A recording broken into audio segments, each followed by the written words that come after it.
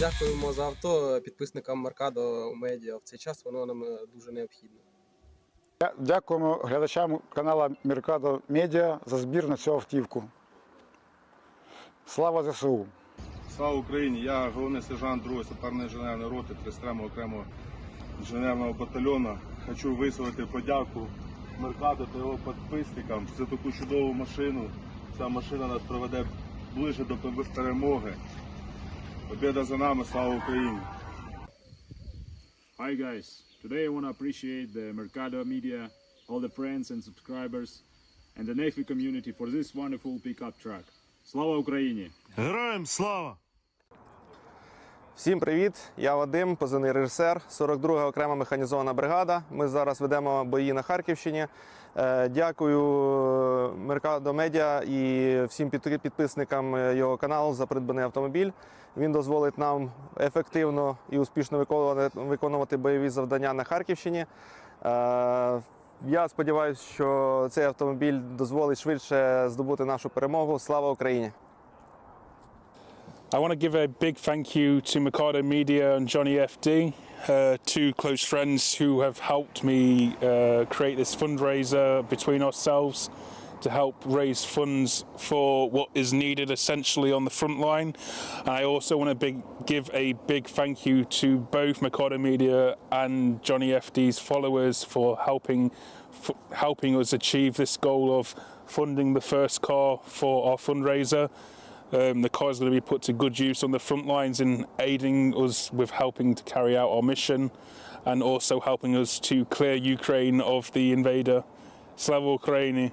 Thank you, Marcado Media, Johnny FD, Kostak Gundi, and all your subscribers for the generous donation of this van. It will help us with our logistics in the International Legion. Dear friends of NAFO, my name is Pete, hasta la vista, from Project Constantine. This beautiful beast was donated to the brigade that we're friendly with in the forest, 67 Brigade. 69th Infantry Brigade donating to 67. It's pretty cool. I keep bumping into this vehicle in the forest. We never have time to actually make any videos or get inside your vehicle and do any missions with it, because we're like passing ships in the night here. But Marcado Media, Andrew, you NAFO supporters, it's beautiful to see this grand vehicle that you've got for this brigade, because it's a reliable vehicle, and I've never seen it anywhere other than in the forest. I've never seen it in the garage. And yes to that, and all Ukrainians must live. Bakhmut is Ukraine. This forest is Ukraine. And Marcado Media and NAFO, you guys are here supporting us, man, and we freaking love you to pieces. Thank you for what you're doing for the soldiers of Ukraine. God bless you. To victory. Do peremohe.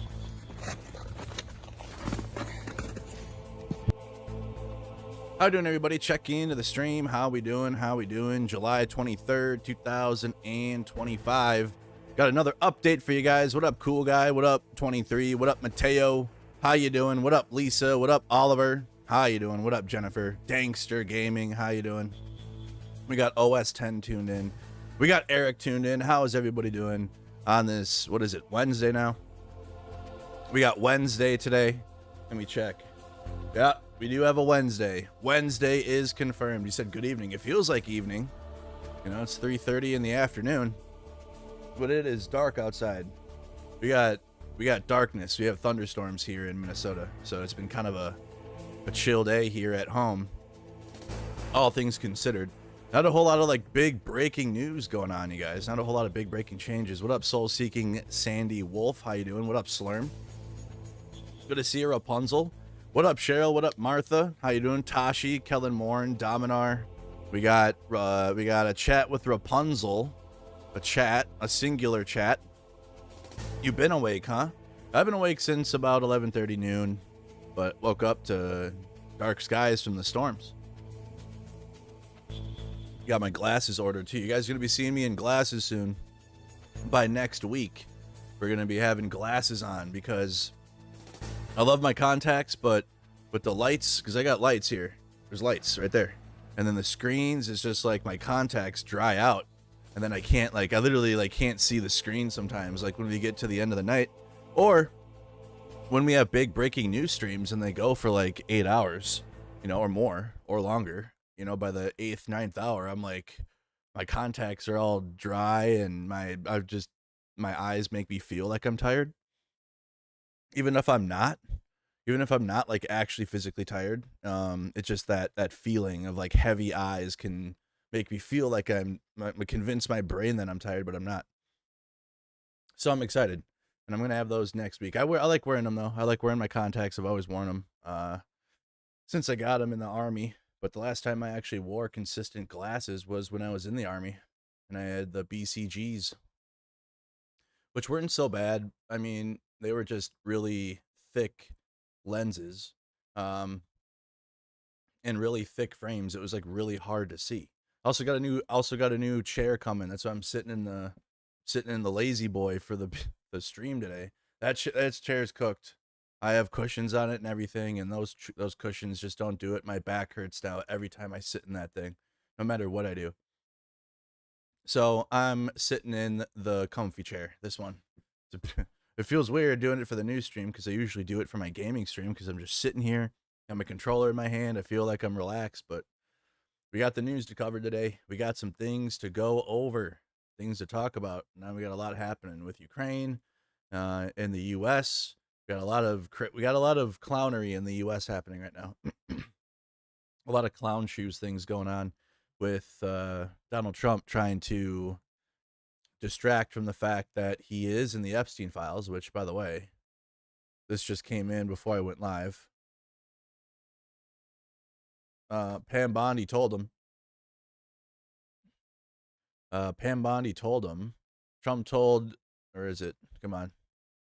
Justice Department told Trump in May that his name is among the many in the Epstein files.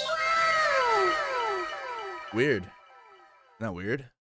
Only everybody that knows what they're talking about or follows current events seriously knew this. And Elon knew it, and he tweeted it out. Yep. Justice Department told him his name's in the transcripts of the Maxwell case, in the flight logs. Like, of course.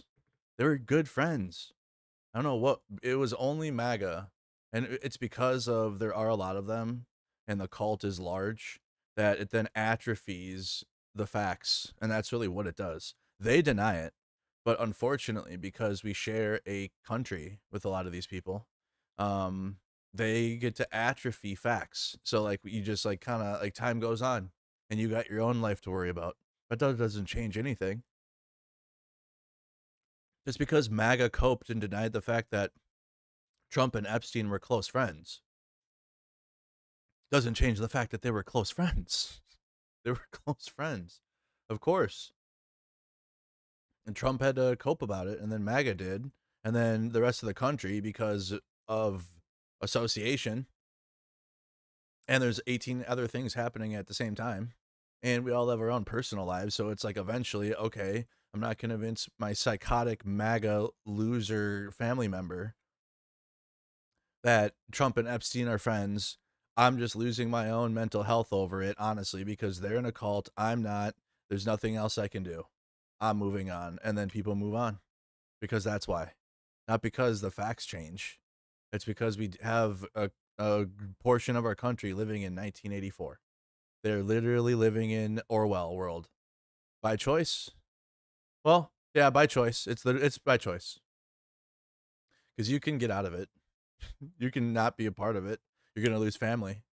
You're going to lose friends. You will. 100%. Definitely. You definitely will. So it's not the road that everyone will choose, okay, to leave that thing. But until you do, I mean, you're in Orwell. You're in the Orwell world because this is crazy. And now we're going after Obama. We'll get to all the Ukraine stuff. We're just covering everything that we've missed domestically. And honestly, I wanted to give Ukraine a day too to let the Ukrainian reporters report what's happening before people just start mouthing off. So I didn't cover it yesterday when the Ukraine news actually started yesterday, to be honest. But I was like, hold on. I'm sitting in Minnesota right now. Okay, I got a platform, but I'm in Minnesota. I'm not there in Ukraine right now. I wish I could be. And if I had the funding to do it, I absolutely would. Wink, wink, nudge, nudge. But I'm not. So I'm going to give it a day or so to let Ukraine talk about it. And they did. And now we have more information. And it's not good news. But we'll get to that. Okay, we'll get to all that. I mean, we'll do the Ukraine update towards the end. So that way we get a full update without anything else. Because I know a lot of people are going to be asking about this stuff too. So we actually should have tuned into the press briefing today. Because it had a lot. With Tulsi Gabbard showing up, and there were a lot of people watching it. There were like 3,000 people watching the press briefing. We should just watch it instead of the clips. It was a sound instinct. What was? You left MAGA after Trump shut down my shipyard in Louisiana. That'll do it. You know, that'll do it. Usually when it's personal.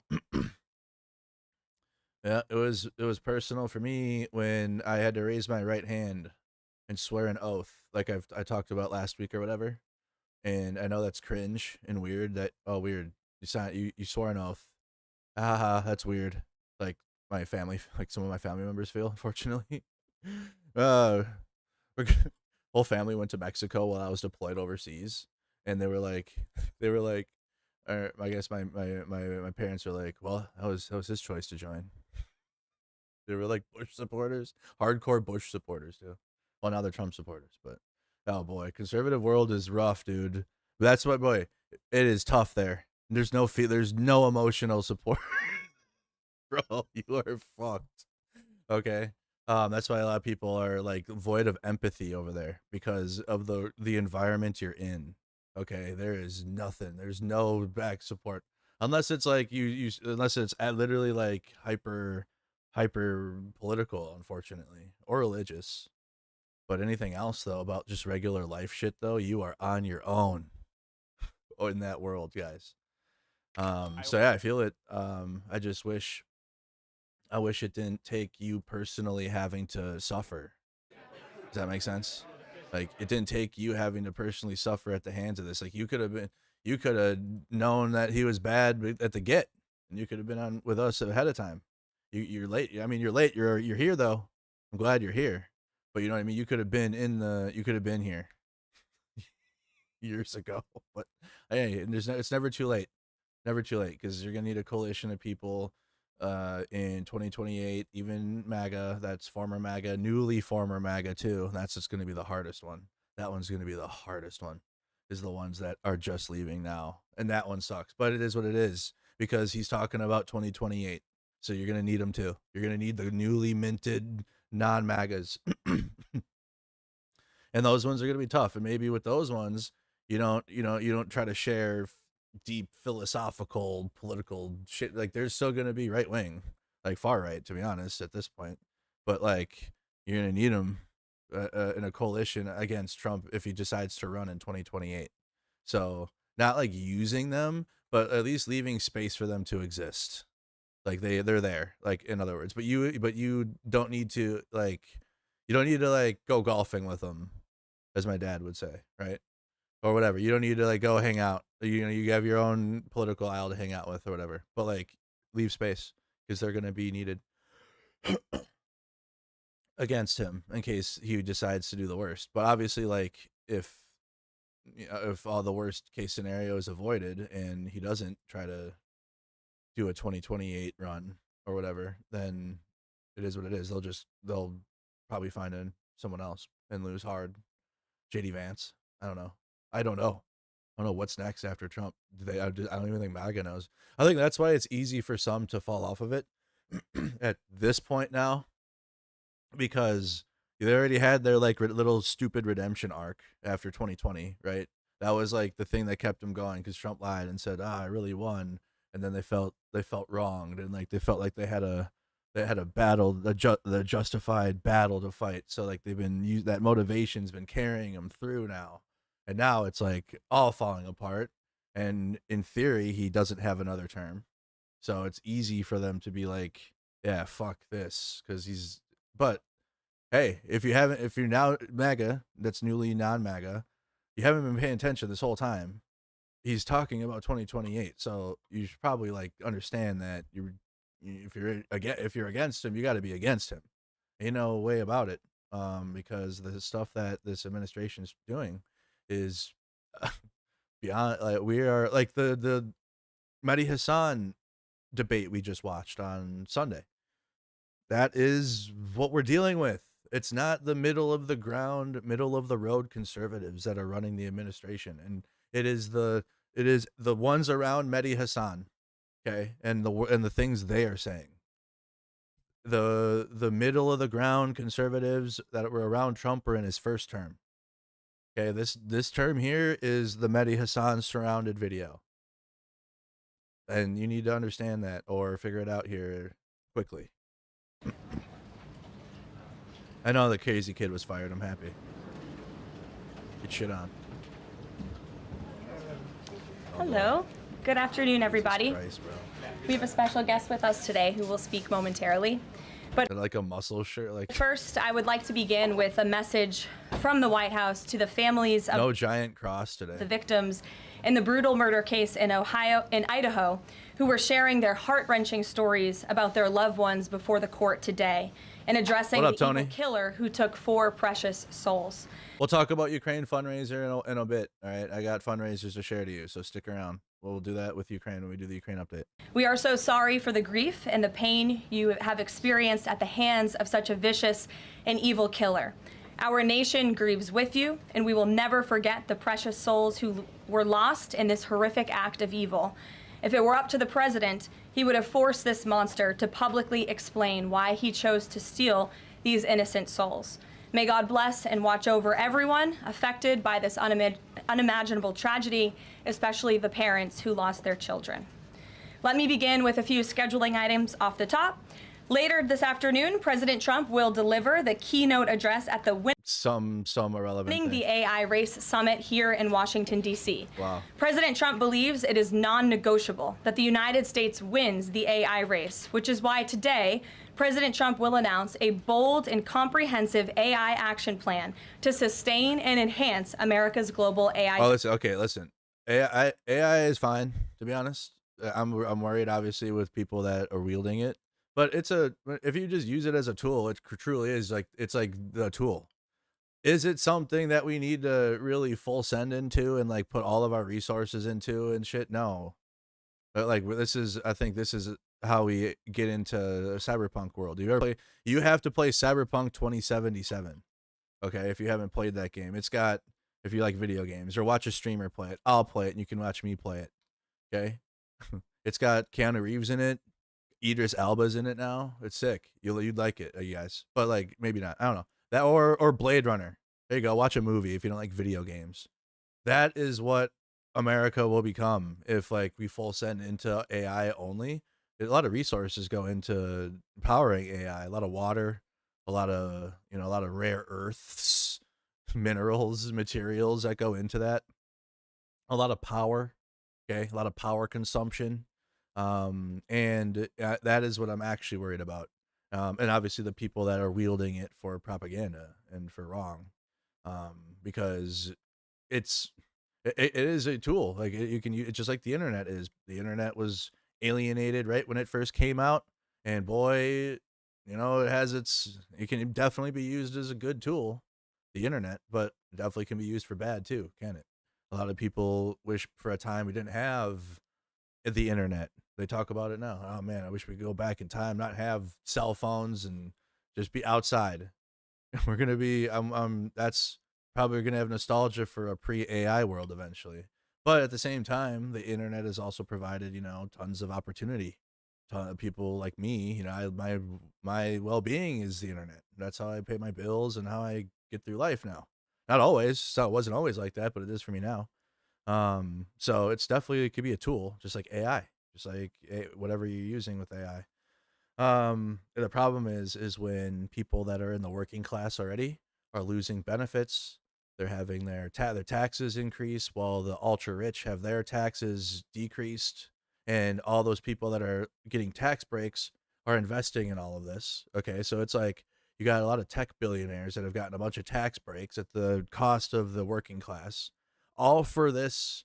That a lot of people like that are actually trying to struggle to get by are not really using AI. Okay, they're just not using it. They have like a family and whatnot, but like they're not using this type of internet. Like they maybe have a Facebook and they watch YouTube maybe, but like they're not all up in the internet like that, even with social media, let alone AI. Or AI scares them because it's like the Terminator, I guess, or someone in their family said it's like Terminator, so they don't even use it, because they're scared of it. Whatever. Okay, but all of that money and leading in AI is not something really to be proud of when you were stripping benefits away and things away from the working class right now in our face. So how can you even be excited about that? Dominance. Like when it was interesting for a moment, but it didn't lead the news when we had groundbreaking advancements in the chip technology when Biden was president, which was actually good. But like, it was kind of like only if you're really, you know, we're not leading it with like the press briefings, I guess, on the back of the terrible news that we're going through with this administration on a daily basis with everything. Under President Trump's leadership, our country will lead the world in AI to secure a brighter future for all Americans, massively grow our economy, and protect our national security. Like, again, how does it help all Americans? Like, I get it. It helps people that have the privilege of being able to have the internet and paying money to an AI program so you can use one. Or you have like free tokens you use for the free ones at whatever. I don't know what the free. I have ChatGPT or whatever, but it's still like a privileged thing to use that people, again, that are all up in the internet like that aren't using. They're just not using it. The president will also sign 3 executive orders at the event this afternoon. On Friday morning, President Trump will travel to Scotland for a working visit that will include a bilateral meeting with Prime Minister Starmer to refine the historic U.S.-UK trade deal. On the topic of trade, yesterday, President Trump accomplished something no other president has ever achieved. The president secured and announced 3 major trade deals with the Philippines, Indonesia, and Japan, all in one day. President Trump is finally putting a stop to our country getting ripped off. As a result of the president's successful negotiating tactics, many foreign markets are now being opened to American industries for the very first time, and harmful trade barriers are being broken down. Thanks to President Trump, these countries around the world are agreeing to open their markets to American-made products and goods for the first time, which will lead to a boom in sales and profits for American businesses right here at home. As President Trump said, he will only lower tariff rates if a country agrees to open their market to American-made products. If not, they will continue to face tariffs and pay a steep price to do business in the United States of America, which remains the best market on the face of the planet. It's the greatest. Also this week, the president officially marked 6 months here at the White House. Wow, 6 months. He has, like I said, we're celebrating a 6-month anniversary like we're in high school. 6-month anniversary, guys. Like, honestly, who does that? Where do they do that at? Not here. Well, unless you're young. Gotta fix my camera. He made big promises to the American people on the campaign trail last year, and he has unquestionably delivered on those promises in record time. So you know the president has defeated the Biden inflation crisis to make America affordable again. Core inflation is currently at its lowest level in 4 years, and prices for everyday goods are falling. The president's pro-growth policies have fueled massive job growth across our country. Since the president has taken office, our economy has added nearly 700,000 new jobs, with native-born American workers accounting for all job gains. The president has put the economic needs of families. Again, I know I say this all the time, but Biden had the inflation rate already down.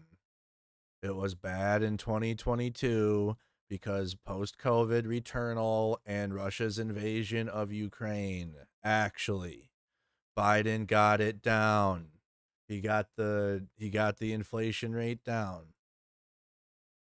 3.2. What was it? Biden inflation rate. Or was it like 3.2 or 2.3? Let me see. Let me put in a percentage if I'm right. It was either 2.3 or 3.2. Okay, 3.2. He got it down to 3.2%.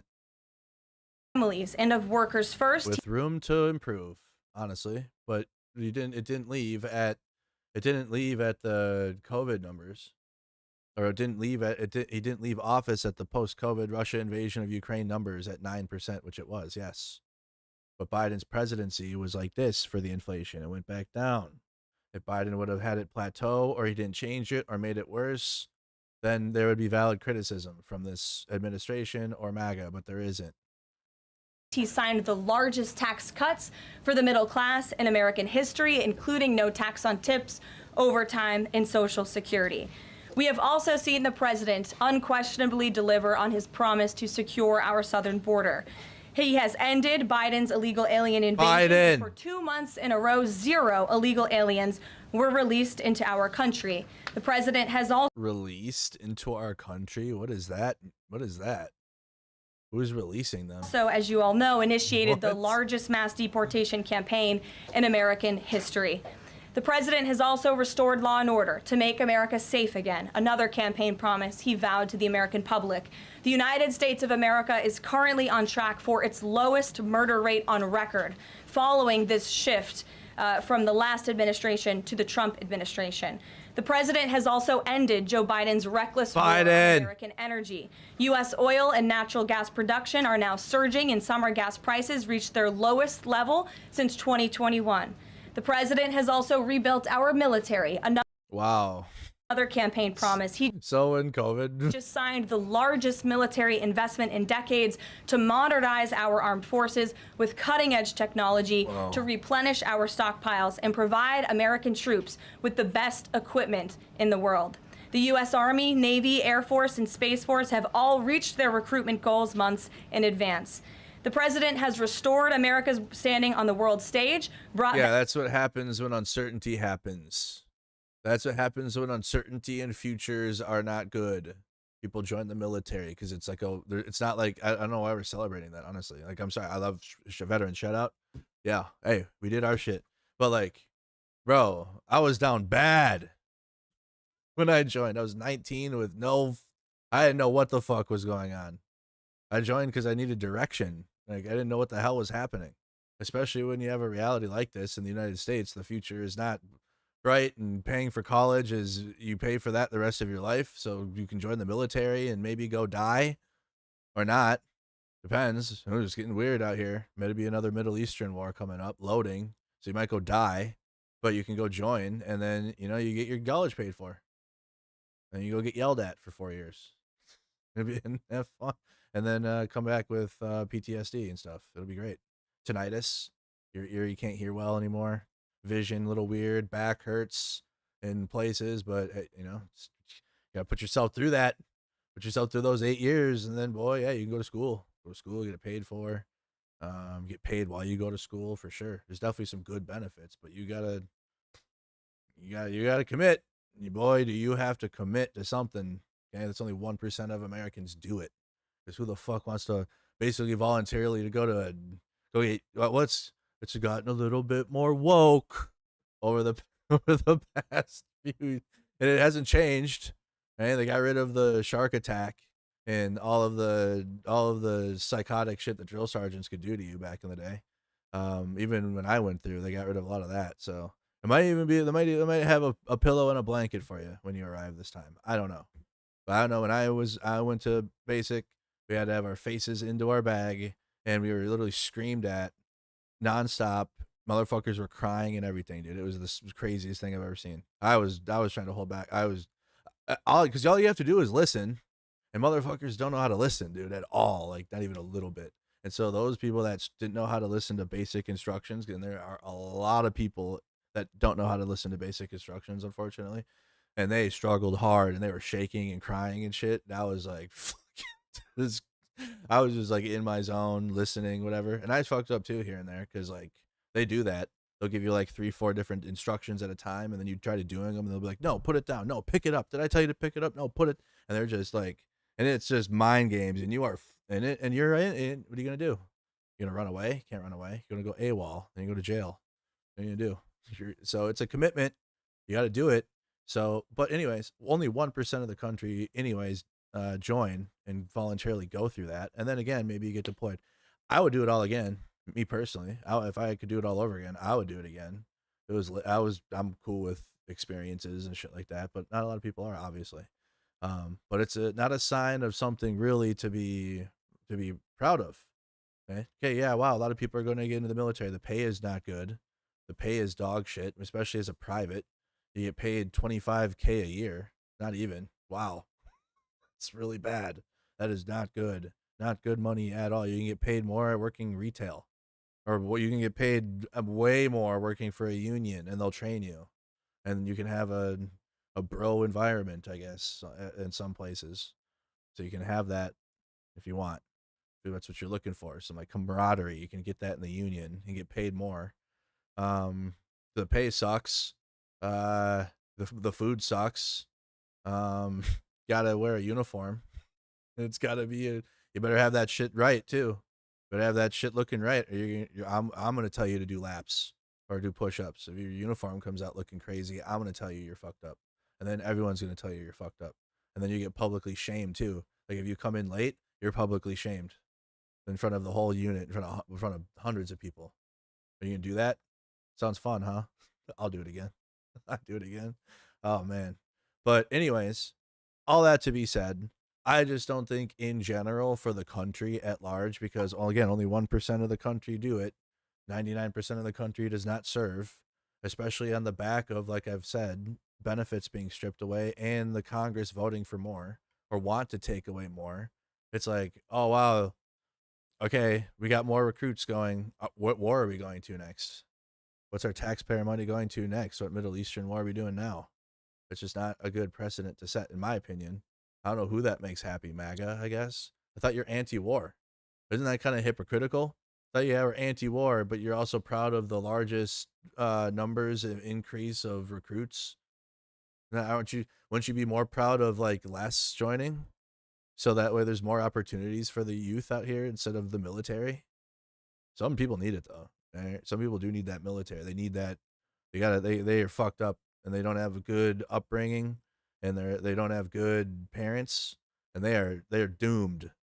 So the military will fix them actually. So that's good. But like in general though, there's plenty of other ways out here. Proud veteran here. I agree. Boot camp was not fun.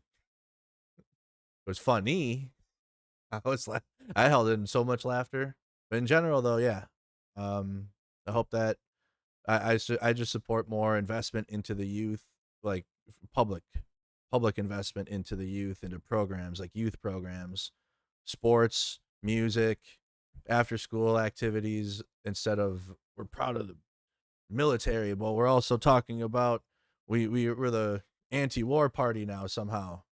Miracle, how that happened. I don't know how that happened. I don't know how MAGA became anti-war. Interesting. Anyways, let's continue. Back peace through strength and brokered numerous peace agreements to end wars. Again, all of this in just 6 months. He obliterated Iran's nuclear program to end the war between Israel and Iran, got NATO members to raise their defense spending to 5% of GDP, and secured a ceasefire between India and Pakistan, as well as brokering a historic agreement between Rwanda and the Democratic Republic of the Congo.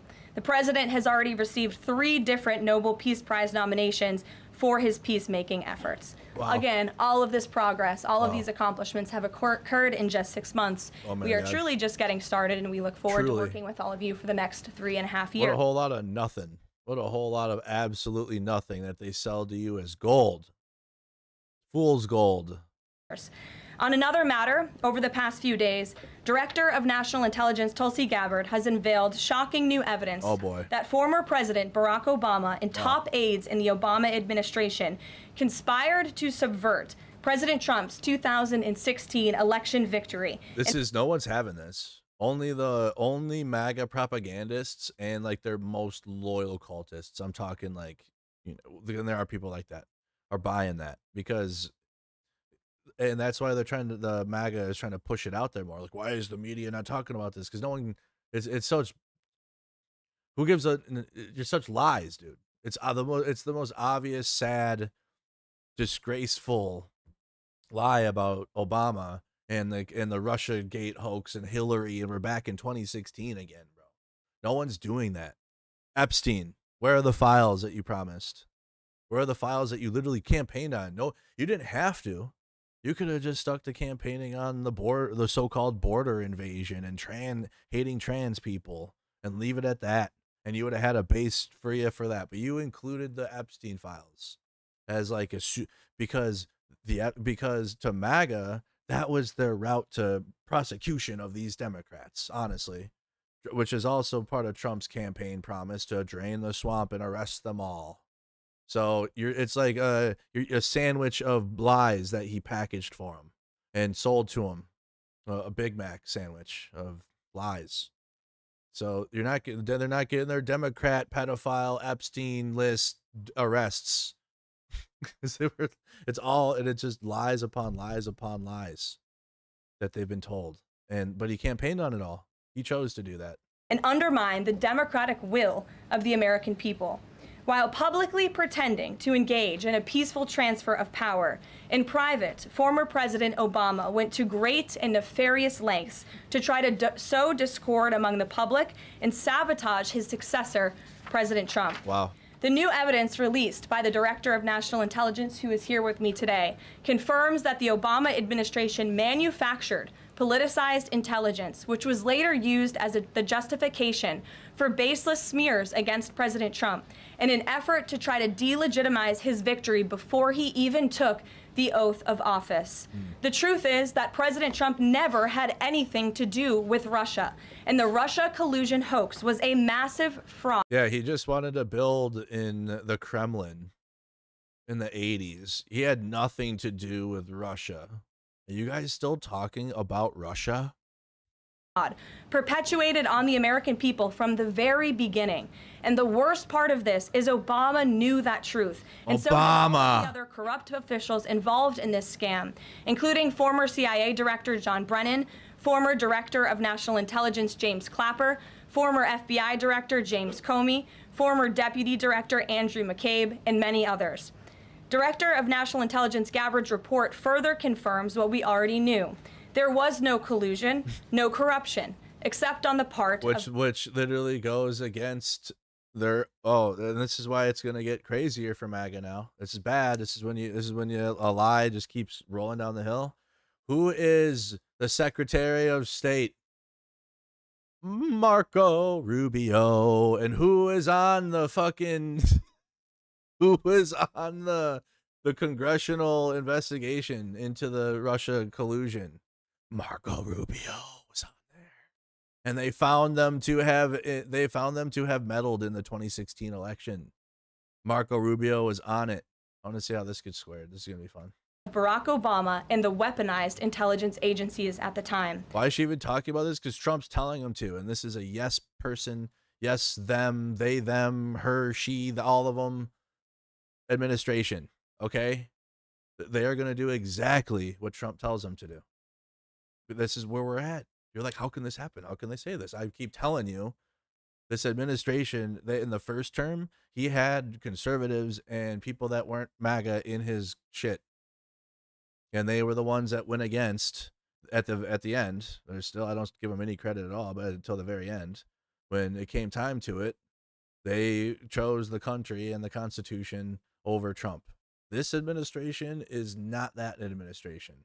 It's a 100% absolute like Trump loyalty, or I don't know, your family's gonna, the unironic propaganda about the Clintons, and that's what Trump, your shit's done. Trump had, and plus he has the Russian support too, and other places. No one want to know. You go against Trump now in this administration, your family's gonna get unalived. So it is completely a complete loyalty. Like that, you are looking at an attempt at an autocracy here. Thank God we still have the Constitution, and like my channel and many others can speak against this, and we all have the freedom of speech to speak against it and laugh at it. But they are living in an attempt of a autocracy here. They're trying, they're forcing it, and thank God again we live in America. Thank God we have it, so they can. And it's just like looking at like people throwing ketchup at the wall from our perspective. But imagine if they get to assert their power. Yeah, that's why it's important to uphold the state's powers. Honestly, like, and I'll be working myself. I'll be working with more Democratic Party candidates, especially progressive ones.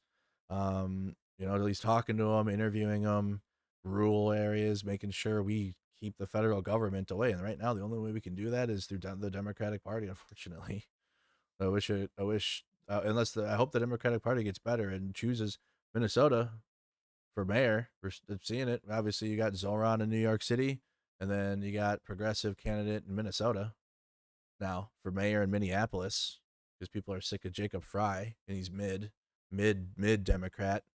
That's the people that will, and it's like the people on the left have no problem criticizing their Democratic politicians. if they're terrible, or if they're like Democrat dinos, but they actually have no like values there. They just kind of are a placeholder for a Republican. So we don't, at least they're not a Republican, they're not a fascist. So we have this person here, and they like say nice things when it comes time to do political rallies, but when they vote weird. Or you got like Fetterman, who he's just changed, but please, Fetterman, just change your party affiliation. Just do it now. He can do it. He can just do it now. No, if he was like, I'm Republican now, okay, we know. For example, so you actually need Democrats that are going to fight for you, and until America chooses more than a two-party system, that's what we have.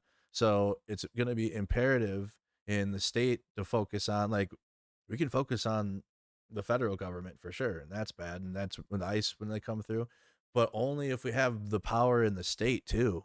We need to make sure we have our protections in our states upheld, because that is what truly does protect us. And yes, the state can absolutely act in authoritarian manners too, but we're seeing that a little less.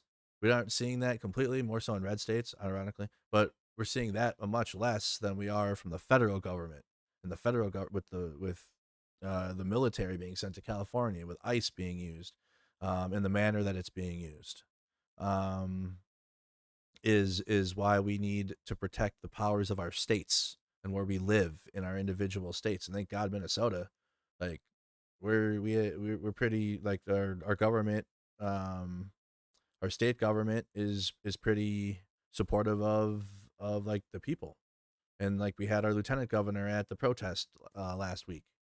Tim Walz would have been at the big one, but we had assassinations from a far-right terrorist that killed two of our Democratic politicians, or killed one of our Democratic politicians and her family, and then critically wounded another. So, I live in a state though where I'm not really worried completely about the federal government being able to trounce on Minnesotans because of our state, and we have a lot of Democratic politicians in power that would stop it. Whereas if you live in a red state and Trump was like, I'm bringing in the force and we're taking them all out, if you live in Texas, for example, I'd be scared. I'd be worried, because you got a guy that's just gonna kind of do what Trump wants at the end of the day, and like kind of be back into the federal government, which is supposed to be backwards, because Republicans in theory are supposed to be the ones that advocate for state rights and state power and small government, and it's changed. It's changed completely. They are for big government. They are for Big Brother. They are for Trump, which is the president and him only, which is the opposite of everything that conservative politics are supposed to be about anyways, which I really think was just a LARP to begin with the whole time, because they haven't stood up for any of that shit. Maybe back in the day, I don't know. But even then, those were on liberal principles. But right now, I don't know. I'm ranting because it's just a lot going on, and I didn't stream yesterday. I didn't stream news yesterday, so this is what you're gonna get. If I don't stream for a day, you just get rants. The Russia hoax was a blatant lie, all ginned up by Democrat political operatives that were signed off on by then I don't even know if I'm President making Obama sense. and leaked to the news media to launch a years-long witch hunt against President Trump and his first administration. Allies of the president, including his own son, Donald Trump Jr., were disgustingly smeared as Russian assets, and some even had their lives destroyed because of this vicious lie. Because they are. The president's first 2 years in office had this fake distraction hanging over it, and endless resources, time, and political capital were spent having to debunk these lies from the highest levels of our government. Now, nearly 10 years later, thanks to the declassification of documents by Director Gabbard, the truth has finally come to light. And this truth vindicates President Trump, his family, and his many allies and associates who were smeared with defamatory lies. It doesn't. President Trump was right from the beginning about all of this, and we are grateful that justice can be served. Now, we have even more damning evidence implicating those who tried to sabotage a duly elected president and did grave material harm to our republic. Thanks to additional important work done by CIA Director Ratcliffe, Committee Chairman Rick Crawford over the past few months, a newly declassified 2020 report prepared by the House Permanent Select Committee on Intelligence, which DNI Director Gabbard has declassified, found that the intel community did not have any direct information that Russian President Vladimir Putin wanted to help elect President Trump in 2016. And in fact, Russia was actively preparing for a Hillary Clinton victory. They were so, isn't it weird? No, it's not. So Trump is choosing just his window of time of relevance in politics to revise history. You could go back to any time. You could choose any time to, but we're living in the 2016 loop. Like truly, that's truly America. I was young and stupid, and I was a cocaine addict. I should tell you everything. I was like 22 and a stupid drug addict. And oh man, MAGA, okay, all right, dumb, stupid. Now I'm 32 and 10 years older now, smarter, a little bit. But back then, though, that's when America truly is fucked. When we fucked ourselves actually hard. But we had a first term, and we thought, but they didn't stop. After Biden won, MAGA did not stop. They doubled, tripled, quadrupled down on everything, and then it became chaos. These last 3 years are chaos. Everything we talked about, chaotic. Everything, they were living in reverse world when Biden won. The moment Biden won, they were living in 1984 world of you say one thing, the opposite is true. Hey, Ukraine good. No, it's not. Hey, Putin's the dictator. No, Zelensky's the dictator. And that's just one example because we're talking about Ukraine later. But name it. You tell him a fact. No. Bongino told me. No, I watch Joe Rogan said the vaccine was a fake. They live in a backwards world. So, and like I wouldn't even know I don't know what the mental health would be like there because you're getting spun around, and then now we got historical revisionism. But also it begs the question: if all this were true, why didn't and you called to lock? Wait, hold on. MAGA campaigned on lock her up in 2016, right? Didn't you? MAGA campaigned on all that and draining the swamp. We got to go back to that time period. Drain the swamp, lock them up, lock her up. They didn't get any of that. None of that happened. But you had a Trump term though. Trump was president the whole time. Why didn't he do it? Why does he now after Biden was president? And then now 6 months into the greatest term ever, why didn't he do it immediately then? If he had all this, then why does it happen immediately after the failure of the Epstein files and Trump literally like woof and throwing shit at the wall? And it's so obvious, dude. Like Trump is old as fuck, but I'm not. The internet shows everything. I don't know. Like truly like we see everything. We see how stupid this is. We see him throwing shit at the wall with the red. Well, let's change the commanders to the Redskins. Let's do that. Hey, remember Obama? Hey, Rosie O'Donnell sucks. Like, bro, like we can literally look at your Truth Social timeline and know exactly what he's doing. And only the most culted people will believe any of this or like care about what Trump says now. This is stupid. This is so dumb. But at the unusual direction of Barack Obama at the time, the intel community published implausible intelligence suggesting otherwise. Why? To sabotage the incoming president. This is truly one of the greatest political scandals in American history. Wow. And reporters at legacy outlets, some of which are sitting in this room today, like the New York Times and the Washington Post, were ridiculously awarded Pulitzer Prizes for their perpetuation. You know, when it loses its steam when every single day you got Caroline Leavitt crying about legacy media. You know, MAGA, like when it happened the first time and you had like your moment where the MAGA Nazi lady calls out the fake news.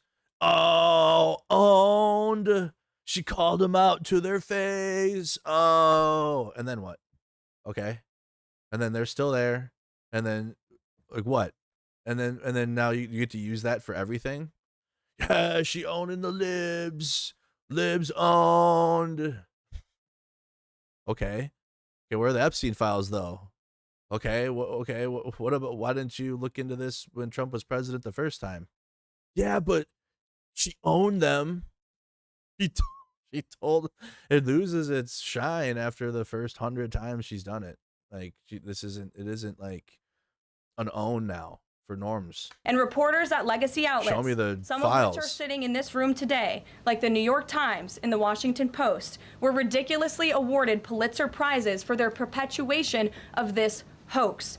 It's well past time for those awards to be stripped from the journalists who receive them. It is not journalism to propagate political disinformation in service of the Democrat Party and those in the intelligence community who hand over out of context and fake intelligence to push a false political narrative. Right. I will now pass it over to the Director of National Intelligence, Tulsi Gabbard, to speak more about all of this, and then we will open it up for questions afterwards. Tulsi, thank you for being here. They got the meme up on the wall, which you already looked at. Yeah, have Tulsi explain it. Tulsi, explain it. Thank you very much. Good afternoon. At President Trump's direction and with... How low energy can you be, Cruella DeVille from Temu? Holy. The direction of President Trump's direction. I'm selling my soul and my future. Like, bro, you can quit, Tulsi. We get it. You're paid by Russia anyways. Why don't you go be a gray zone influencer and go be a pundit on Blumenthal's program and go do that instead of literally you're gonna lose all your credibility in that circle now for this. So she's gonna really ruining her whole thing. Thank you very much. Good afternoon. At President Trump's direction and with the support and coordination with the House Intelligence Committee Chairman Rick Crawford, today we've released a declassified oversight majority staff report that was produced in September of 2020. Oh boy. The stunning revelations that we are releasing today should be of concern to every American. This is not about... Wow, okay, they were released in 2020 in September. Trump was president. What the why didn't he talk about it? Why didn't he go live about it? Why was this? Oh my God, if this was released this is September of 2020 and this is something that came up, why did Trump literally not as president at the time when things were not going well at all then for him? September of 2020, bro. Holy shit, dude. What a month, probably. I can't even remember. It was just like a whole 2020. It was just like one giant chunk of time. Like, I don't even know what month it was when it was. So whatever. Whatever September was doing at the time. Democrats, Republicans, this has to do with the integrity of our democratic republic and American voters having faith that the votes cast will count. There is irrefutable evidence that detail how President Obama and his national security team directed the creation of an intelligence community assessment that they knew was false. They knew it would promote this contrived narrative that Russia interfered in the 2016 election to help President Trump win, selling it to the American people as though it were true. It wasn't. The report that we released today shows in great detail how they carried this out. They manufactured findings from shoddy sources. They suppressed evidence and credible intelligence that disproved their false claims. They disobeyed traditional tradecraft intelligence community standards and withheld the truth from the American people. In doing so, they conspired to subvert the will of the American people who elected Donald Trump in that election in November of 2016. They worked with their partners in the media to promote this lie, ultimately to undermine the legitimacy of President Trump and launching what would be a years-long coup against him and his administration. We're here today because the American people deserve the truth, they deserve accountability, and they deserve justice. Wow. Did you put those words together? Yeah, you really believe what you're saying, for sure. The records that we released on Friday that were ODNI records, Senator Chuck Grassley's release on Monday of what is known as the Clinton Annex, which was an appendix to the Department of Justice Office of Inspector General's 2018 report, as well as the House Intelligence Committee's majority oversight report that we're releasing today, all come back to and confirm the same report. Do they? There was a gross... Do they come back and... politicization and manipulation of intelligence by the Obama administration intended to swallow the lies harder. Swallow the lies harder. And there you go. That was a big swallow right there. That was a good one. By the Obama administration intended to delegitimize say it. Can you say it without stuttering? I used to stutter. But like, this is obviously like she's struggling. You know what I mean? Like, her future's cooked. She should have, like Chad said, she should have just went and been an RT supporter or an RT correspondent for Russia. And then she would have been able to do all of her thing and pretend, and she'd still have her stupid little whatever MAGA little gooner base corner of her little base. I think she's hot or whatever. And then they can support her on RT. This is the end of Tulsi, like completely, which I'm fine with completely. She was bad all around to begin with. Releasing today all come back to and confirm the same report. There was a gross politicization and manipulation of intelligence by the Obama administration intended to delegitimize President Trump even before he was inaugurated, ultimately usurping the will of the American people. Usurping the will. I'm going to go over the key findings from the House Intelligence Report, which investigated the claims that were made by an intelligence community assessment ordered by President Obama and published in January of 2017. Wow. First, Putin's principal interests relating to the 2016 election were to undermine faith in the U.S. democratic process, not show any preference of a certain candidate. In fact, this report shows Putin held back from leaking compromising material on Hillary Clinton prior to the election, instead planning to release it after the election to weaken what Moscow viewed as an inevitable Clinton presidency. In the January 2017 intelligence community assessment that President Obama ordered, John Brennan, who was CIA director at the time, and the intelligence community intentionally suppressed intelligence that showed Putin was saving the most damaging material that he had in his possession about Hillary Clinton until after her potential and likely victory. Right. The report goes into great detail about the information that Russia, who actively injects propaganda into a live situation at the very minute it happens, does not wait. They don't wait. They start the misinformation immediately. That is Russia, actually.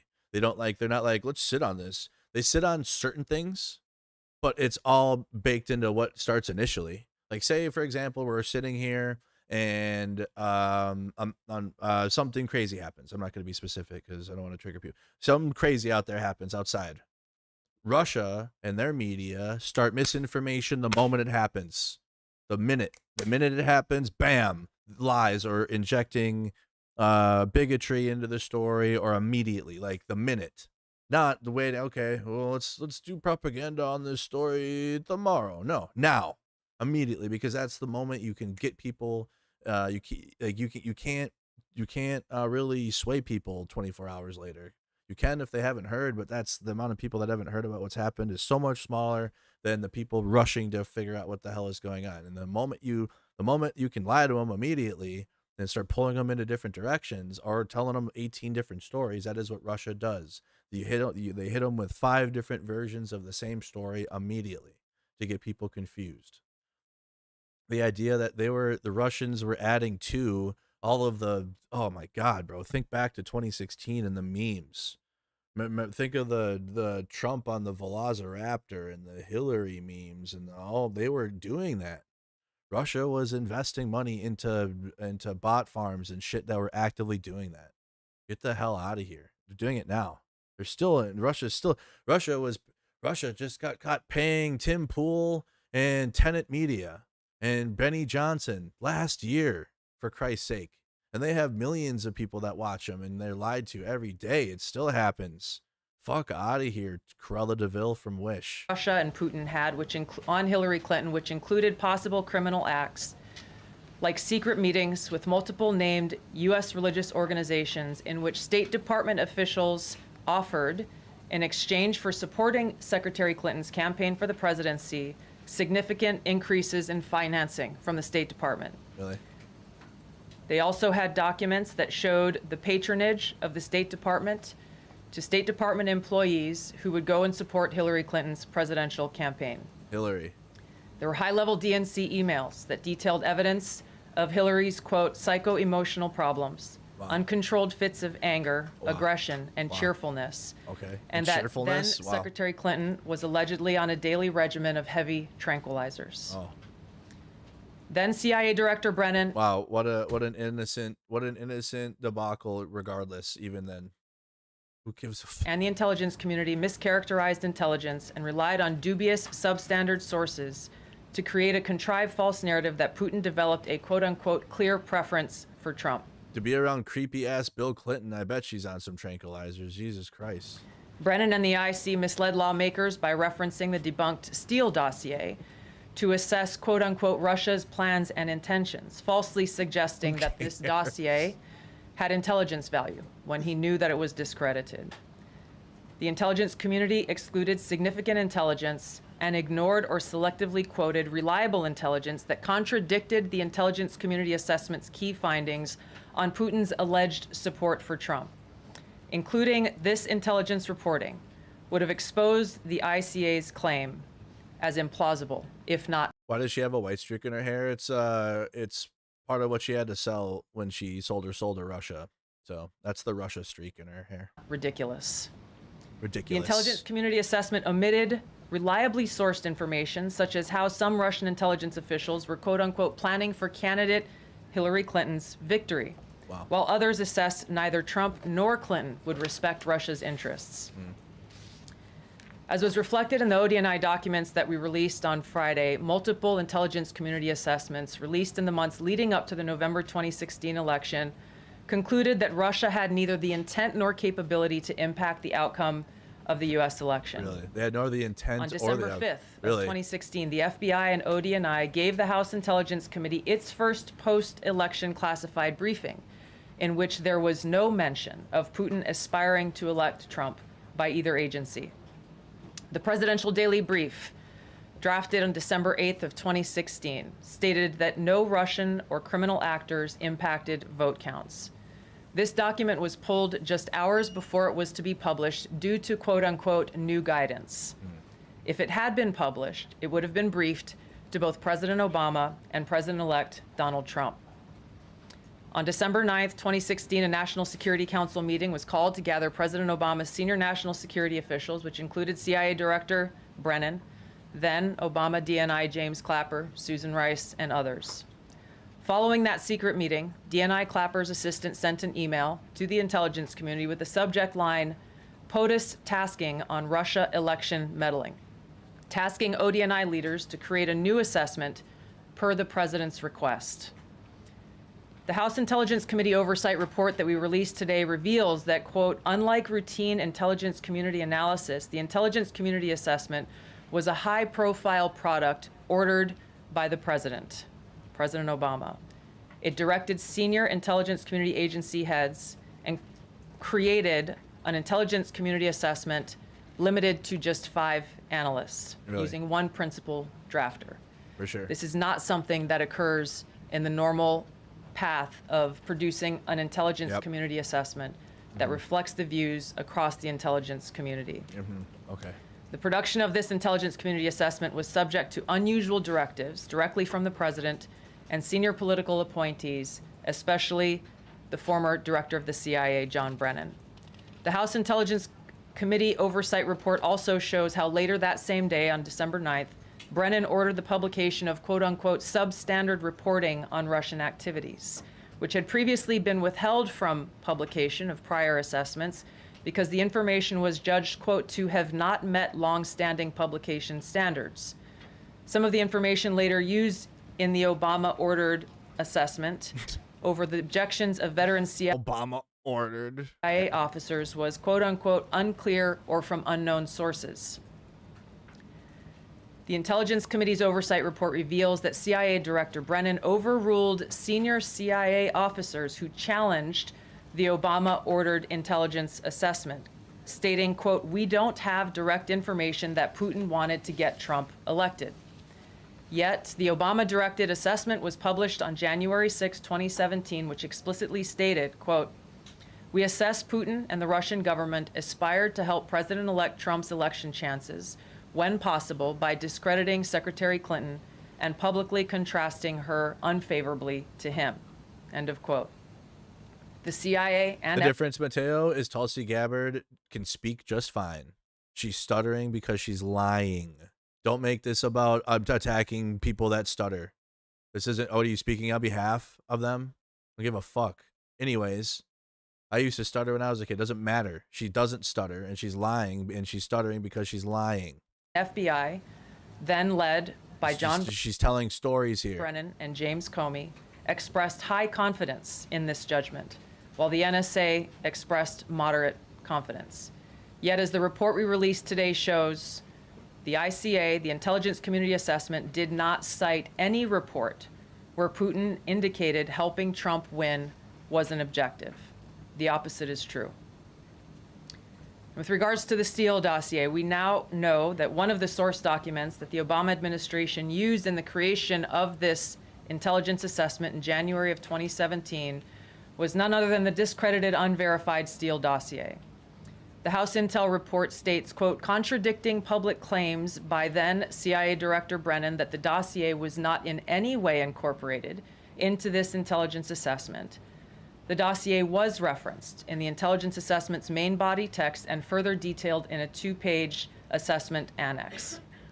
John Brennan lied, and he denied using this dossier in this intelligence assessment that President Obama ordered because he knew it was discredited. It was a politically motivated, manufactured document. He directed senior CIA officials to use it anyway. CIA officer. So this is so funny because she tried to go on to right-wing media over the weekend into yesterday and Monday. Nobody cared because we can all see it for exactly for what it is, for what Tulsi Gabbard's trying to do, what the Trump administration is trying to do, distract from the Epstein files. So this is, let's bring Tulsi Gabbard out to the White House press briefing. A lot of people tune into Nazi Barbie. Let's try her there. They can't avoid it now. Yeah, the fake news media can't avoid it now. Now you got to report on it because it's exactly why they brought her out there, to force this bullshit. Sir, told the House Intelligence Committee staff as they investigated this, quote, the director of the CIA, John Brennan, refused to remove it. And when confronted with the dossier's many flaws, responded, quote, yes, but doesn't it ring true? No. Even the bipartisan Senate Select Committee on Intelligence report published in 2020 criticized the FBI's handling of the Steele dossier, noting its completely unverified nature and purposeful sidestepping of intelligence community procedures in its use. Now, President Obama, Hillary Clinton, John Brennan, James Clapper, James Comey, and others, including their mouthpieces in the media, knowingly lied as they repeated the contrived narrative that was created in this January 2017 intelligence community assessment with high confidence as though it were fact.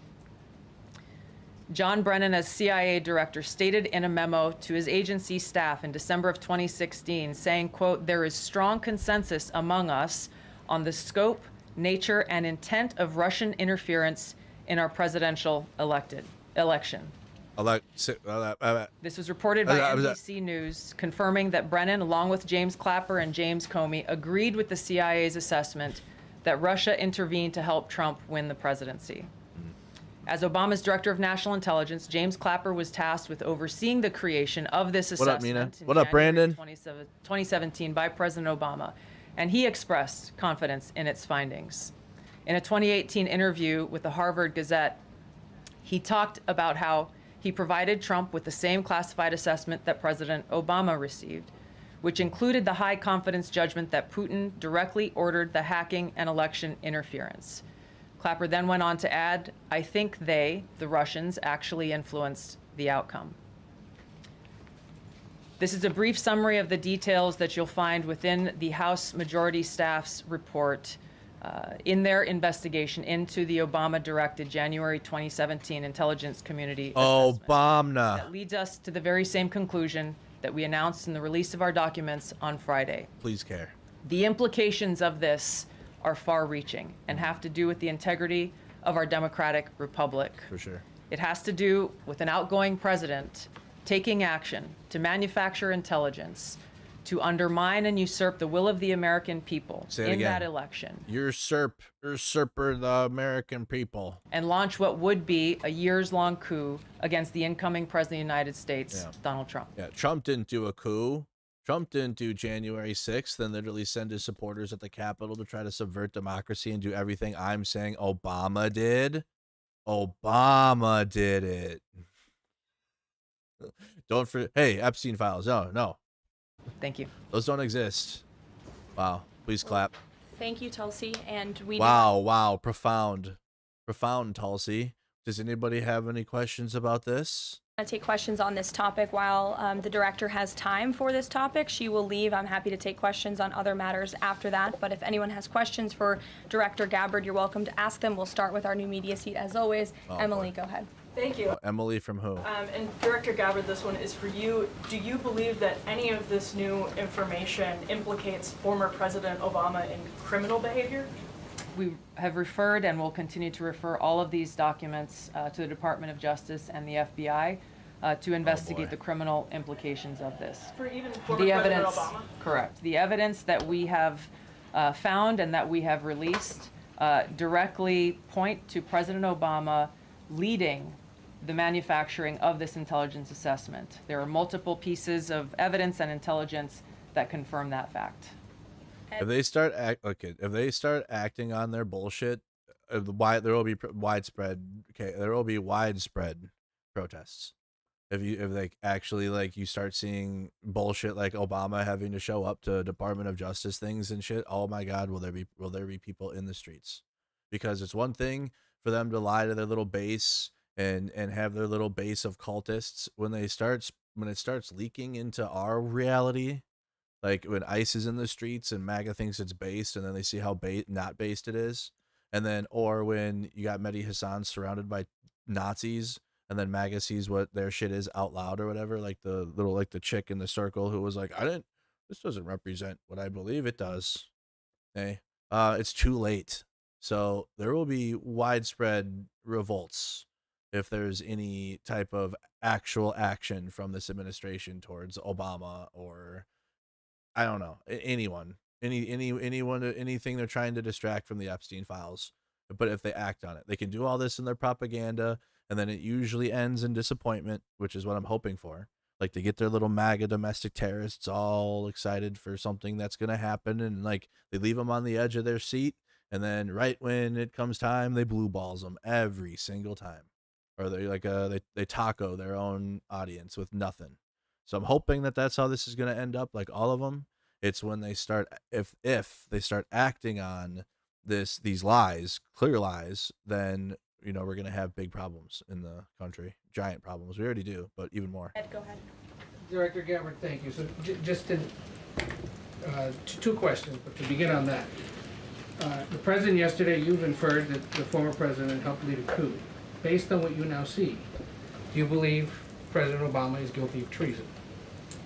I'm leaving the criminal charges to the Department of Justice. I am not Criminal charges. Yeah, if we see charges and anything on Obama, there will be a major pushback. an attorney, but as I've said previously, when you look at the intent behind creating a fake manufactured intelligence document that directly contradicts multiple assessments that were created by the intelligence community, the expressed intent and what followed afterward can only be described as a years-long coup and a treasonous conspiracy against the American people, our republic, and an attempt to undermine President Trump's administration.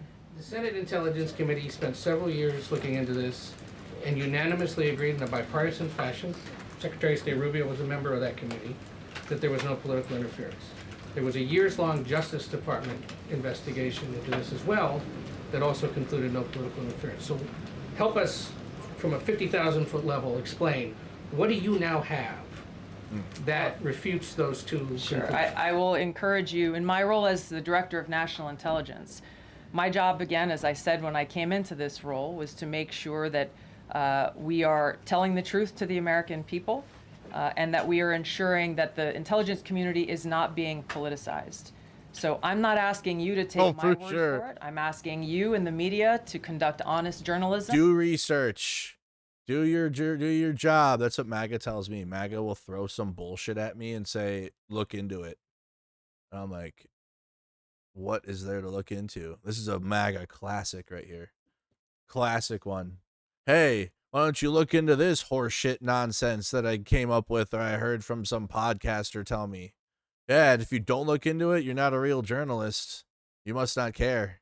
And the American people to see for yourself in the documents that we've released now, close to 200 pages, Yeah. that point in multiple references, Look at all this nonsense we've given you. examples, to include comments that have been made by senior intelligence professionals, who are some still working within these agencies today, that confirm the conclusions that we have drawn, that President Obama directed an intelligence community assessment to be created to further this contrived false narrative that ultimately led to a years-long coup to try to undermine President Trump's presidency. And it's your belief that those two previous investigations missed that or covered it up? I'm telling you to look at the evidence. Look at the evidence, and you will know the truth. John. Look at the evidence for sure. Yeah. Thanks, Caroline. Thanks, Director Wow. Gabbard. You declassified these documents, if I'm not mistaken, Friday of last week, correct? We released them on Friday of last week, the first tranche, yes. This isn't the first time that President Trump has been president of the United States. Ooh, get him. Why didn't he do it the first time he was president? Why do it now, immediately after the Epstein files? He was president from 2017 to 2021. Couldn't the prior DNI under President Trump have declassified these documents? Literally. And why didn't that DNI do that at that time? I can't speak to what happened there. There were several DNIs under the first Trump administration. President Trump faced many challenges from... Yeah, they weren't dick-sucking loyalists like I am. That's why. Those who were working in the government who sought to undermine his presidency. That's been clearly detailed. What I can speak to is the fact that this was one of the first things that we started to investigate here within this Trump administration, and have released the results upon the conclusion of our investigation. Wow. And then my second question has to do with what intelligence agencies around the world have said about Russia, that they have tried to influence elections in the United States, in France, in Germany, in the UK. Do you disagree with that? Do you believe that Russia is a bad actor as No. trying to influence? No, Russia just needs the power of aloha. Like, they're based in trad. Like, I love them. I'll point back to the intelligence that President Trump has ordered declassified, that we have declassified and released, that the intelligence reflects Russia's motives were to try to sow discord and chaos within the U.S. election, which is a clear distinction from showing a preference for or against a specific candidate, which is what the Obama manufactured intelligence document alleges, that Russia preferred Donald Trump and tried to help Donald Trump get elected. Again, going back to the most important point here, with the intent to undermine the legitimacy of President Trump's election and therefore subvert the will of the American people who chose to send him to the White House. Reagan. Thanks, Caroline. Director Gabbard, Reagan Reese with the Daily Caller. You laid out that the documents revealed that the Obama administration did not publish a December 2016 presidential daily briefing that demonstrated that Russia did not steal the election. Trump was receiving these briefings at the time because he was president-elect. Are you of the view that that information was kept out of the briefing because then President-elect Donald Trump would have seen it? I don't have any documents that speak to exactly what the new guidance was that was given as the reason for pulling that document, which, by the way, still has never been published until we released it last week, Friday. One could assume that they didn't want President Trump to see a document that came from the intelligence community that would contradict the Russia hoax narrative that began through the Hillary Clinton campaign with the Steele dossier. One more. Maybe either for you or Caroline. The president said yesterday that Obama committed treason. Do you or the White House believe that the Supreme Court's immunity decision protects Obama from prosecution? Look, I can speak to the president's If it feelings protects Trump, it protects Obama. on this matter. He spoke to all of you yesterday in the Oval Office, but I also spoke to him about this morning. And he wants to see all those who perpetuated this fraud against our country, who betrayed our country and the Constitution, to be thoroughly investigated and held accountable. And it's been 10 years of this. And I would just add, based on everything the director has said and declassified, all of you in this room should go through it and take a look at this report and review the intelligence, because unfortunately that hasn't happened. And many of the people who perpetuated this hoax Clapper, Andy McCabe, James Comey, and many others have been hired by major networks in this room to go on television and continue to spew these lies, knowing that they are lies. And this is the projection of the right-wing system, an absolute projection of right-wing conservative media. All of them. Just look at Matt Gaetz, Pizza Gates, Pedophile Gates, and how he went from getting kicked out of the Congress to have his own Newsmax TV show. Fuck out of here, bro.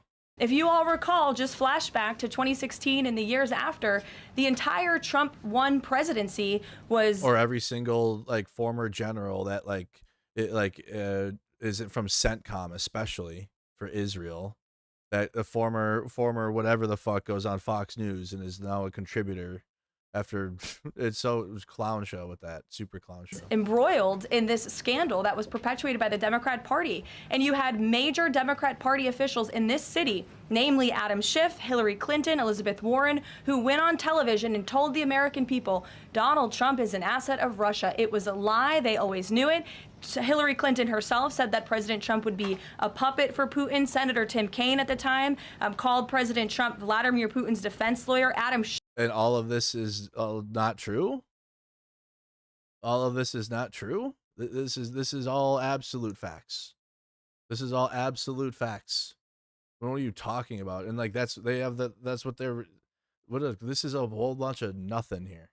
Whole bunch of nothing. Day 5 of what day are we on after the Epstein files aren't coming and they aren't a thing and they're not real now? Schiff stated, and one of the worst things a lawmaker can do is to tell the American people, I know something you don't know, it's just classified and I can't tell you. And that's what he said. I can tell you that the case is more than that. I can't go into the particulars, but there is more than circumstantial evidence now. And not enough people in this room, not enough journalists in this country pushed Adam Schiff to say, what are you talking about? What evidence do you have? Everybody just ran with the lies, and it led to impeachments. It led to the division of our country. Unfortunately, so many Americans, from listening to outlets in this room, believed in these lies. And it's for sure a complete scam, and it's a scandal. No, they didn't believe in the lies because America elected him. And then not only that, but a lot of people voted for him in 2020. He lost. And then 75 million Americans voted for him again in 2024. So what is the success of any of this anyways?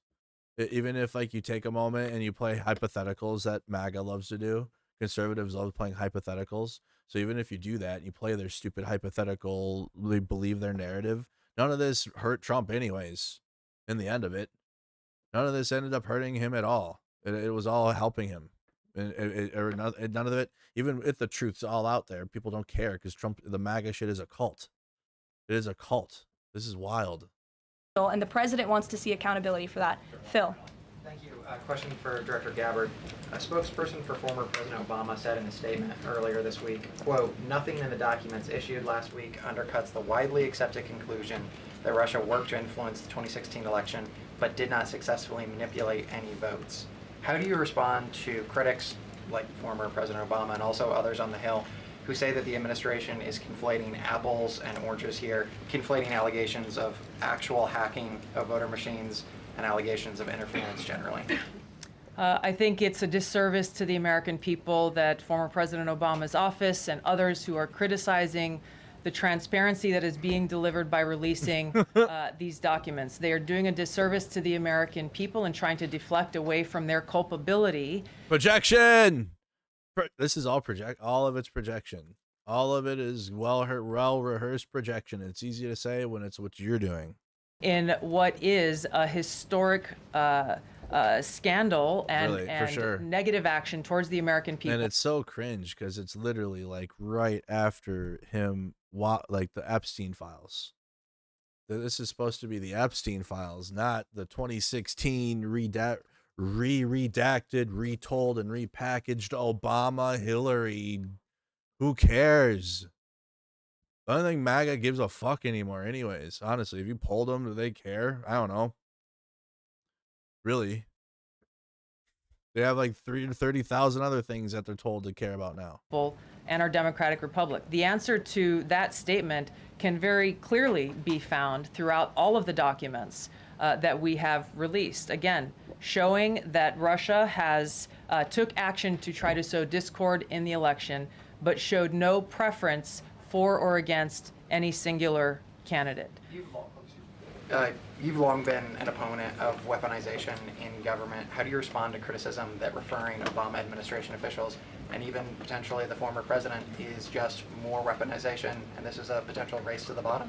Yes. I think that's a very disrespectful attack on the American people who deserve the truth. They deserve to have faith and trust in the integrity of our democratic the answer's republic, over there. which has been undermined Yeah. by President Obama. By President Trump. Literally. Only him. Through his direction of this manufactured fake intelligence document, knowing that it was filled with lies, and knowing that it would and could then be used for all of the actions that came after. Liar. And I would just Liar. there needs to be accountability for that Oh, weaponization. let me just piggyback on this. They got to tag team this one. Boy, it takes two of them this time. Not just one, but two. And I would just add, Surprised they didn't have RFK in there. talking to the MAGA too. there needs to be accountability for that weaponization, Phil, that we've seen. And no one has been a victim of the weaponized government more than President Trump, not just because of this political scandal. You all recall his house was raided. So I think, it's very disingenuous for people to say, how dare they speak of former President Obama about this based on evidence and based on intelligence. Yeah, based on my notes that are highlighted and this evidence, the same administration that gave the top MAGA influencers binders. The one, yeah, the same one that gave them these binders. I don't see if we can. There you go. There's evidence. Yep, same White House for sure. My notes that are highlighted. When the former president of the United States, Donald Trump's home was raided, when he was forced to sit in a Manhattan courtroom and many other courtrooms across the country for crimes he never committed. What other courtroom did he sit in? When he was impeached and indicted, and the entire country witnessed that. That's the weaponization of justice. Now the president is back because the American people see the truth. Nearly 80 million Americans reelected him back to this office, and he believes that we need to have justice and accountability. And because our country is dumb. We have an education problem. Okay, education is dropping. News media has gotten worse in terms of you watch a podcast and like you think you're watching something, and then it turns into political speak, and then you're like, oh yeah, my dad and my uncle and my grandpa all say this stuff, so it must be true because like Joe Rogan said it too. And like dad and uncle got influenced by Rush Limbaugh or whatever the fuck, or Alex Jones, and so you're already fucked. And then you go and watch things that sound nice because that's what your family also likes, I guess. And then you're just like in right-wing world forever. You're like trapped there. I think the nearly 80 million Americans who reelected him agree with that. Caitlin. Thank you, Caroline. Two questions for Director Gabbard. It's because our country is dumb. That's why. Just on this, Director Gabbard, you referenced the past intelligence reports and assessments on this, including that 2017 one that was signed off, as Ed noted, by every Republican on the Senate Intelligence Community, including the acting chair of the time, now Secretary of State Marco Rubio, who said in a statement that they did not find any evidence of Russian collusion, but they did find, however, is very troubling, and they found irrefutable evidence of Russian meddling. One, are you saying that he's wrong in that statement that he made then? And secondly, what would you say to people who believe that you're only releasing these documents now to improve your standing with the president after he said that your intelligence assessments were wrong? Well, first I want to correct something that you stated, which was citing the Senate Intelligence Committee's report as being one and the same. I think you said the intelligence community. The Senate Intelligence Committee has a very different function than the Office of the Director of National Intelligence. The evidence and the intelligence that has been declassified and released is irrefutable. I'm going to let Caroline speak to Secretary Rubio. Caroline, help. Rubio. I'll speak to both questions. Yeah, this is like playing Tekken tag team. First, on Secretary Rubio. Help.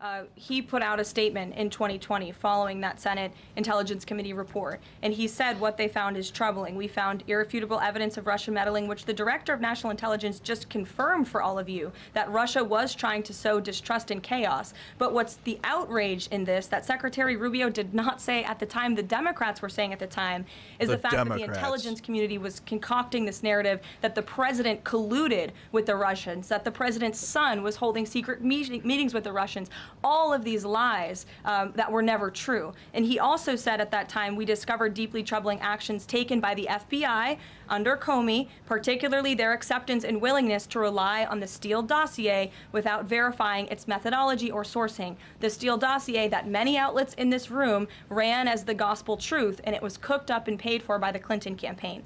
As for your second question, Caitlin, I think who is saying that she would release this to try to boost her standing with the president? Who has said that? Well, the president has publicly undermined The president himself said it. Well, her when it came to Iran. He said she was wrong. He told me that she didn't know what she was talking about. That was on Air Force One. No, he would never say that. This is wild. This is wild, bro. Cult in the White House, dude. The only people who are suggesting that the director of national intelligence would release evidence Is the fake news, not Trump. Trump would never say that. to try to boost her standing with the president are the people in this room. Exactly. No, I have not pre-watched this either. I keep getting accusations on Twitch. Okay, I don't do that. I didn't watch this. I was deciding if I was gonna play Arena Breakout today. All right. I know how they act. I know exactly what they're gonna say. How they're gonna, not exactly the words, but like the same shit every day. I've watched it for so many days now. So many days. It's the same thing. It's not Trump. It's you and the fake news. Who constantly try to sow distrust and chaos amongst the president's cabinet, and it is not working. I am. It's not working. I will just answer your question directly. I am with the president of the United States every day. He has the utmost confidence in Director Gabbard. He always has. He continues to, and that is true of his entire cabinet, who is all working as one team. Yeah. Trump didn't say it, and you lie. That's what you said. He said. He loves Tulsi Gabbard. Look at her. Look at her. This is crazy. To deliver on the promises this president This made. is Does anyone else crazy. have questions for Director Gabbard? And then we'll turn it over to a couple other questions. Christian, go ahead. Yeah, more like Gorgonzad says major L's coming for Comey and Brennan. I'll be here when not a single L comes for Comey or Brennan. Not a single one. I really hope Comey goes back to posting Instagram posts. That was fun. Yeah, thank you. Director Gabbard, 2 follow-ups on questions that have been asked. You mentioned the previous DNIs during the president's first term. One of them reports to you right now, if I'm not mistaken, John Ratcliffe. So have you not spoken to him about why this information was not declassified during the first term? Listen, I wasn't there for the first term. I don't know what was going on, but I just know that this is the most transparent administration and everyone loves us. Let's see what she says. He was in that position for a very short period of time. The work that began back then, Even worse. we have picked up and absolutely completed. We are continuing to investigate. Wow, he didn't have a big role back then. He couldn't do everything he can do now. This. Additional whistleblowers are now coming forward because they see an opportunity for the truth to come to light. And as Caroline said, for real accountability to be brought forward. The accountability is the essential part of this. We can show the truth, reveal the truth. The accountability needs Well, I got the transparency part right, but she made a worse excuse than what I thought. to occur to be able to start to restore that trust in the integrity of our democracy. And then just quickly, I know you said you would leave the charging to DOJ, but the statute of limitations on conspiracy is 5 years. So what else could they possibly pursue besides treason? I think that's a great question for Attorney General They're gonna go treason? Pam Bondi.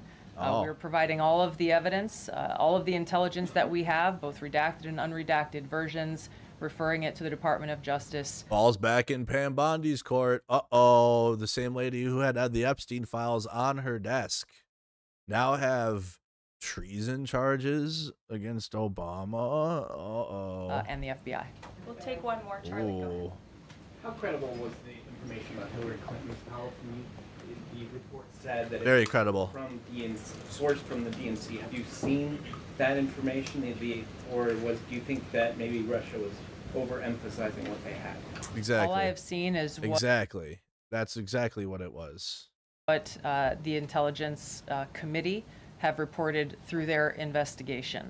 I think the underlying Russia will say, oh my God, dude. Russia will say, or they'll put a story in right-wing media. They do media laundering. They'll say anything, bro. And the Russians laugh because then the Americans will just suck it up.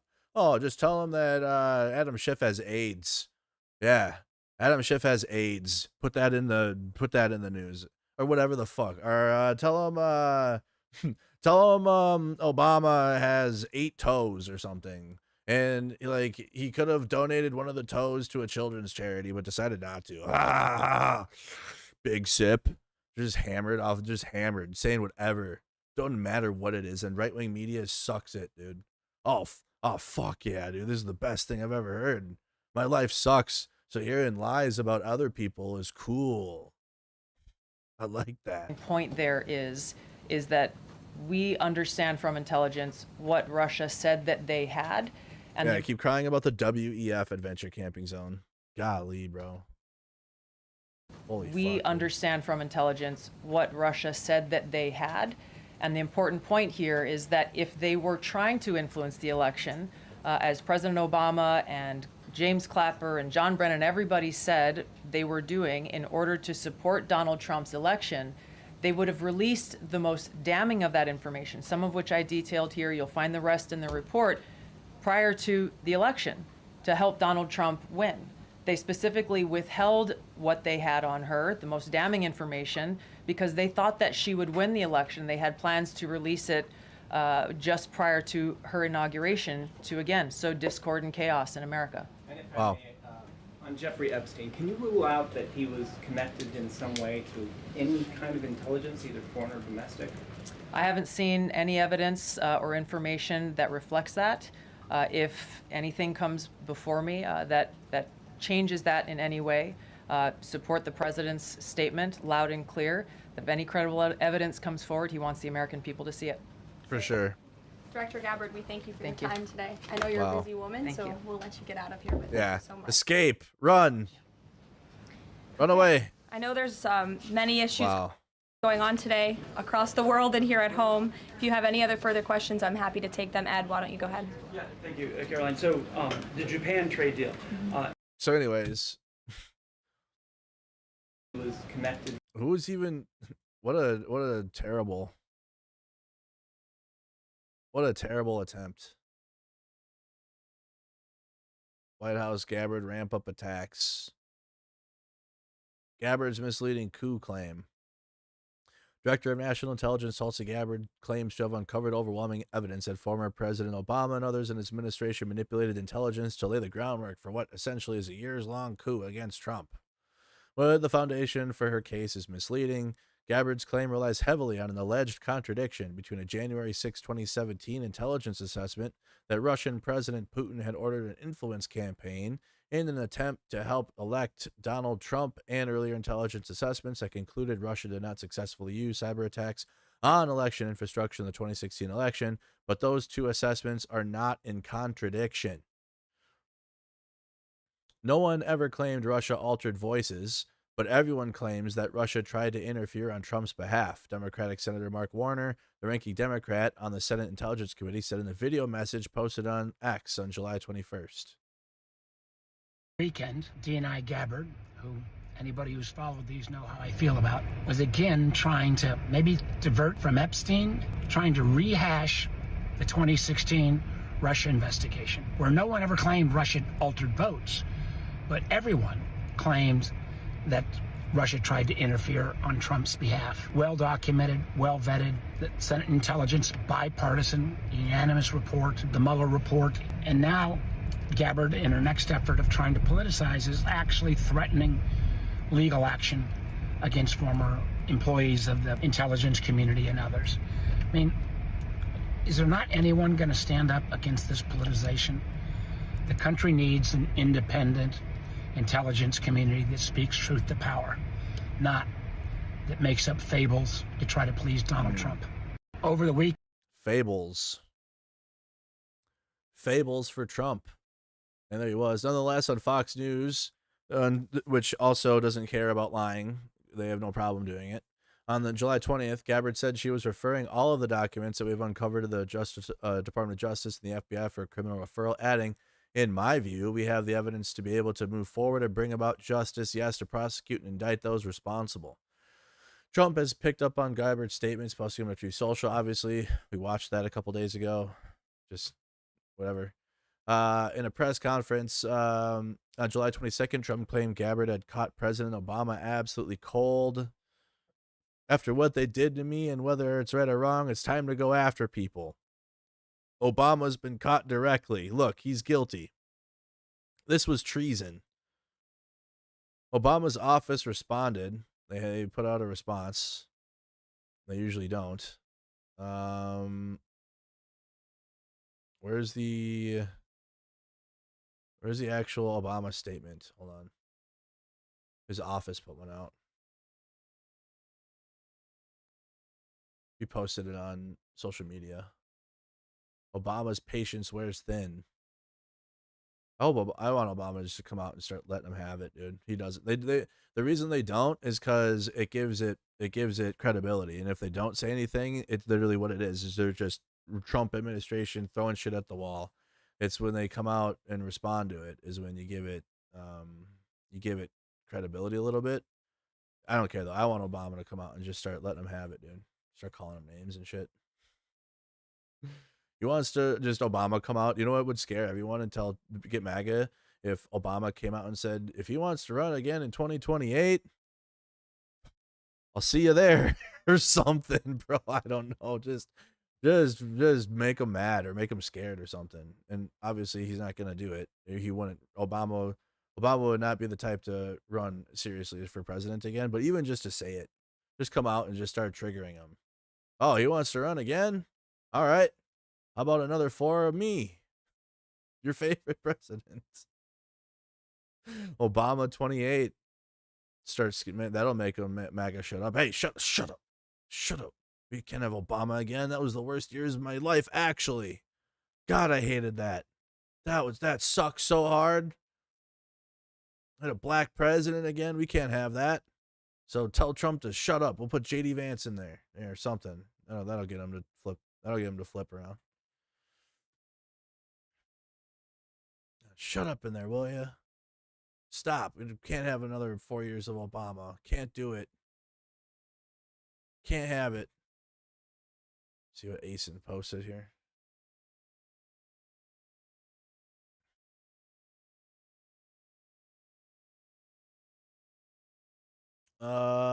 Trump is pushing the unpopular AI moratorium against states.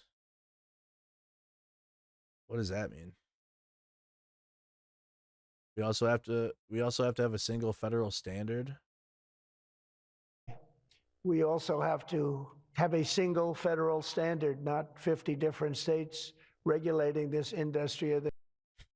Speaking of AI, like we started with, wow, states' rights and states' power for sure. Yeah, we got to have one federal standard.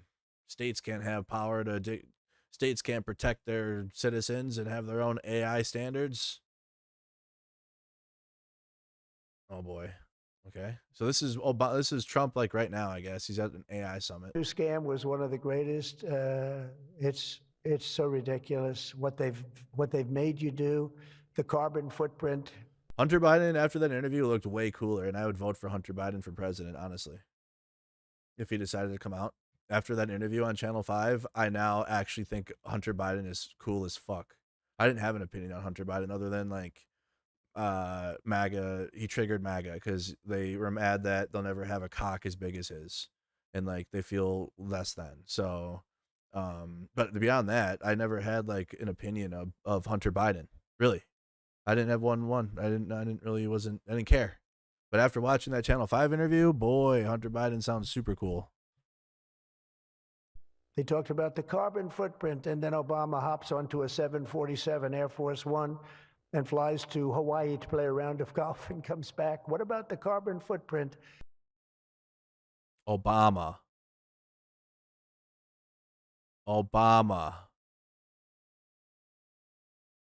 That's where we're at.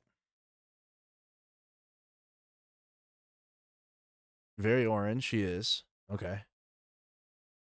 Did Bondi tell you your name appeared in Epstein files? Well, it did. Trump on NVIDIA. Oh, God.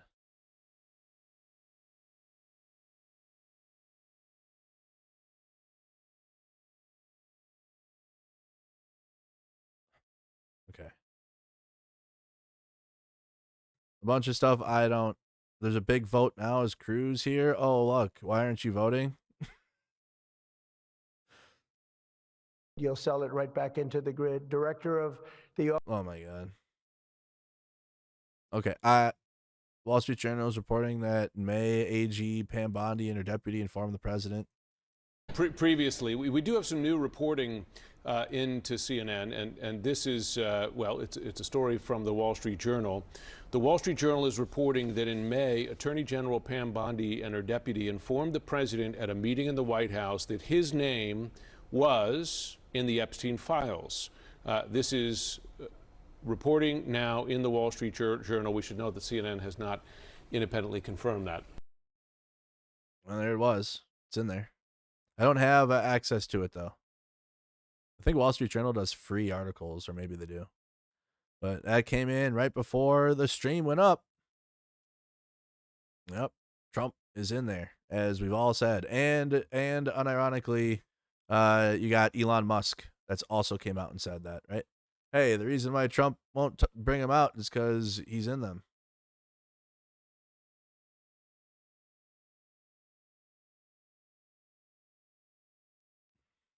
JD Vance is so cringe. Everything he does is cringe.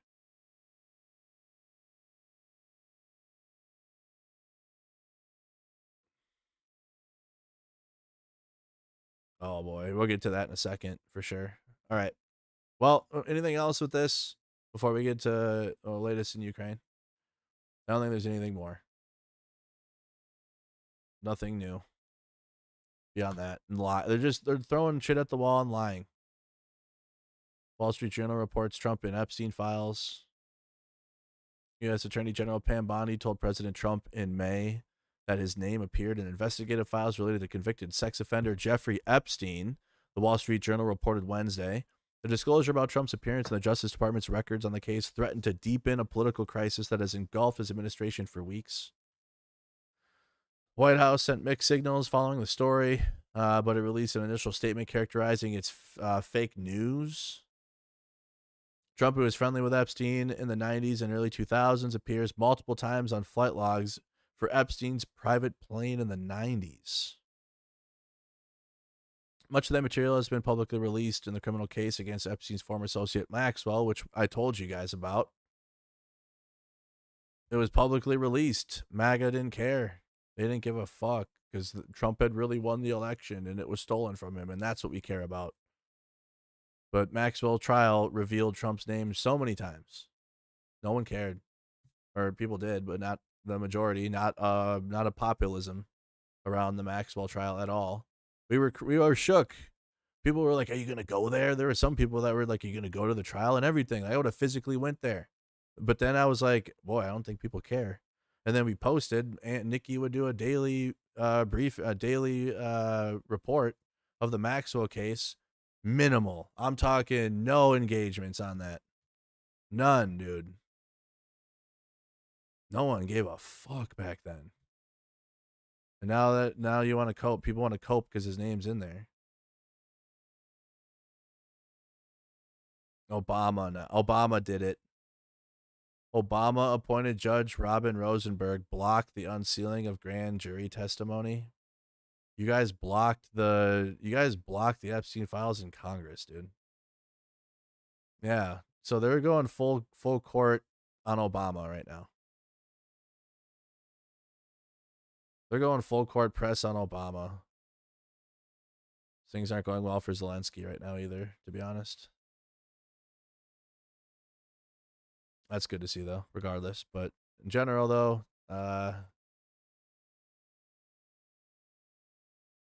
things are not going good for Ukraine.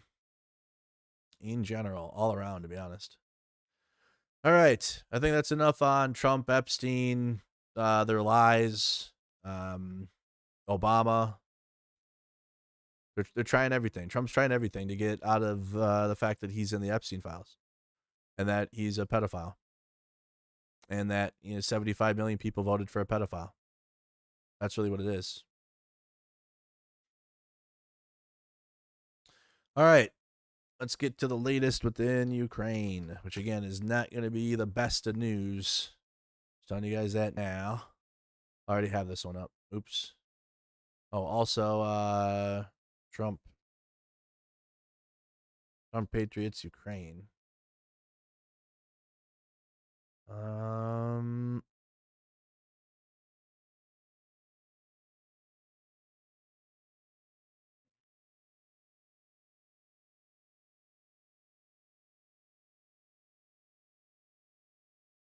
Der Spiegel. Where's Der Spiegel?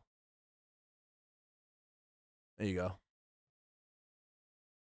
So, all right, let's do the domestic stuff first, because this was ridiculous. And the reaction to anything that, because the Ukraine, reporting on Ukraine has been one of the most frustrating things I think I've ever done in my life. I'm just going to be so serious. Like right now, even with all of the, like, there's a giant movement of people that are focused against Trump right now. And that could go bad too. Like by 2027, it could be weird, I guess. But like, there has never been something more frustrating than I think of Ukraine here, and like the support base, not the Ukrainian people, and like and being there, and the military, even though the commanders, there's a different story. The soldiers are fine, but the support system for Ukraine has been one of the most frustrating things I've ever been a part of and have ever seen in my life, because there's a giant portion of the Ukraine support base that I've seen, because there's a lot of people that are like culted, okay, and there's also like a sect of the Ukraine support community where you can't even, if you try to criticize something that Ukraine does that's bad, like the government or Zelensky, then you're now like a Russian agent or whatever. And like that's why I don't have NAFO on any of my shit anymore. I haven't had it on there for like a year. That shit is like, bro, it is not what it was. It is so far gone. Especially with this news coming in, I'm like just seeing it. And the fundraiser NAFO is great still. The ones that are on the internet reacting to things and engaging in current events are not, because you're adding to the problem all the time, most of the time. But it started recently with Trump finally making a good decision, I guess, to support Ukraine, which was nothing, more words. And we were forced to live in this reality with a bunch of people that are conservative, that support Ukraine, that are like MAGA in hiding. They're MAGA, but they're like pretending they're not when it comes to Ukraine, I guess. I got like a spat with JD Vance's cousin over it, because apparently if you were to call out support to Ukraine as if it's not happening, because Donald Trump has done nothing for Ukraine at all. He's forced them to give more, but has done nothing at all. Zero. Nothing. But we've taken Ukraine's minerals, and we've given favorable deals to Putin. So now you got the news coming in today that the Patriots are not going to be given to Ukraine maybe until 2026 in the spring. In the spring. The Patriot air defense systems that Donald Trump promised to transfer to Ukraine may not be transferred to the Ukrainian side no earlier than 8 months. The rapid delivery of equipment to Ukraine is proving difficult even after Trump announced. Didn't I tell you guys that? Wasn't that in my analysis from my stream a couple days ago when I said, wow, it sounds good, but even during Biden, when we were sending weapons, NATO and the European countries are so goddamn slow at getting weapons into Ukraine anyways, even when we were like actively sending weapons. There's like Europe is just sucks at delivering weapons into Ukraine or getting them there. And like it's all a logistical mess. I told you that. And then we still had it, bro. Like we had shit like this, guys, and I'm calling it out. I don't care. I'll call it out right now. And I'm telling you right now, just like there's no, like I can't, like I get no. Did you see the latest video from this guy or this person and that person? And I know, I'm not watching any conservative influencer. Like there's no point in it at all. And then when they do, they post shit like this. This was the conservative take on Trump announcing that he's doing something for Ukraine. Something is happening. Trump Hulk, breaking chain, Putin scared. I'm so fucking tired of it. Shut up. I'm so sick of it, dude. And the Enforcer does this.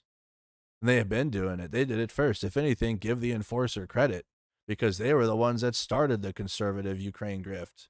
OGs for the conservative pro-Ukraine grift, the Enforcer channel. Hyping up nothing. That's what they're good at it too, actually. Make a lot of money doing it. Got a lot of viewers doing it. Just hyping up nothingness. And conservative pro-Ukraine influencers do this so much. They hype up a fuck all. And they get you so hyped for something and then do shit like this and this is propaganda. This is a propaganda. This is what Russia does. But you're pro-Ukraine. But you're lying to people because they're desperately hoping Ukraine gets aid, and they're desperately hoping that Ukraine gets support because they care actually, and they've actually left their home office and have gone to Ukraine maybe, or have delivered aid and have left their home to actually help instead of just being on the internet, being a propagandist, doing a YouTube channel. And then you lie to people and get them all hyped up about Trump helping with this bullshit.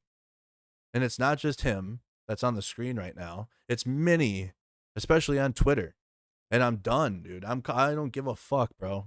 I don't care if JD Vance's cousin unfollows me. I don't care if I lose every conservative pro-Ukraine influencer. They ain't worth a fuck anyways. You know what they're good for? Helping with the fundraising efforts. If anything, conservatives with Ukraine should stop influencing politically and just focus on your fundraisers. Because clearly your influencing ain't worth a fuck. Because you do shit like this, and then when the actual news comes in that all of us know about how Trump is going to not help Ukraine because he hasn't, and even when he wasn't president, from the shadows of Mar-a-Lago talking about ending aid to Ukraine completely, that was his base, was all hyped up around stopping aid to Ukraine. They don't want to support Ukraine because all of our taxpayer money is going there. It's clown shoes. Clown a show, dude. It's the same type of lies and misinformation that you're seeing from Cruella DeVille and Tulsi Gabbard, ironically, because she's connected to this too with Russia, ironically. And the lies that she's openly saying. So then we have to live in this reality too, because like I want Ukraine to win, but unfortunately we have fucking people like this, like Gertis, or like any other, like David D on Twitter, this loser. And I'm so over it, dude. I am so beyond done with them. Like beyond done with it, dude. I'm beyond done with representing myself as a NAFO or any of it. I want Ukraine to win, but I'm going to do it with my own community and from the sideline, I guess. Because the main driving force of this shit is so cooked. It's so cooked now. And we have to like live in it because we have, like, obviously we want Ukraine to win, but you have people that are like this that will like lie, or like this account, this War Monitor account. I told you Trump is going to help. I told you Trump was going to help them. Trump was going to do big. And then you go calling him out about it. Hey, remember when you lied? Or like yesterday, David trying to lie about Zelenskyy and the bad actions he's taking with the corruption agencies that is widely unpopular in Ukraine. But because you're a pro-Ukraine Western, like you have no fucking idea what you're even talking about. And there's so many people that are like that. Like maybe, yes, you in your heart of hearts, you care and you want Ukraine to win, but you have no fucking clue what you're talking about. And I can't stand that.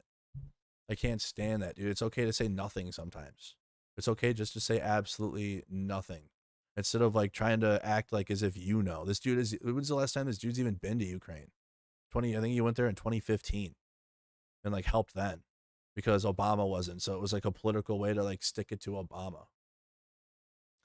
Right? Just call out more of the community support shit that is on the side before we get into it between the conservative influencers that lie about how Trump is going to somehow help. And even though we're 6 months now into his administration, people are still holding out hope that Trump will help. He's not going to. He ain't doing shit for Ukraine. Get it through your thick fucking skulls. Okay, Bowie. I don't follow this account anymore. But like every day, I'm getting closer to removing anything NAFO related from my account. The bullying, hate, and overall entitlement of some of the members is beyond me, because you can't call, if you try to call out Zelensky, you try to do anything, you become a Russian agent or whatever from people that aren't even in Ukraine, or people that are like Americans that wear NAFO or whatever, and they support Ukraine, and they want Ukraine to win so hard where they become like a cultist themselves or whatever. Today I exposed all the accounts that have been waiting for the time to jump at the chance to criticize the one individual that kept their country from collapse. Pretty sure it wasn't just Zelensky. Pretty sure it's the Ukrainian military guy. Pretty sure it was like Zelensky was good for the message, and he was a great leader at the time when he was there. I'm staying with my country. I'm not leaving. I don't need to ride. But to put it all on Zelensky only, that's weird. That's fucking weird. And that takes away from the sacrifice of the soldiers. Even though Zelensky himself doesn't disrespect any of this. Zelensky doesn't put he's making bad moves right now, but Zelensky doesn't put himself in front of soldiers and say, I'm the one that's kept Ukraine here. So why the fuck is someone like this doing it? Why would anyone that's in the support, the cheerleading section, act as if Zelensky is the reason why Ukraine's kept it together when Zelensky doesn't even do that? Weird. Stop it.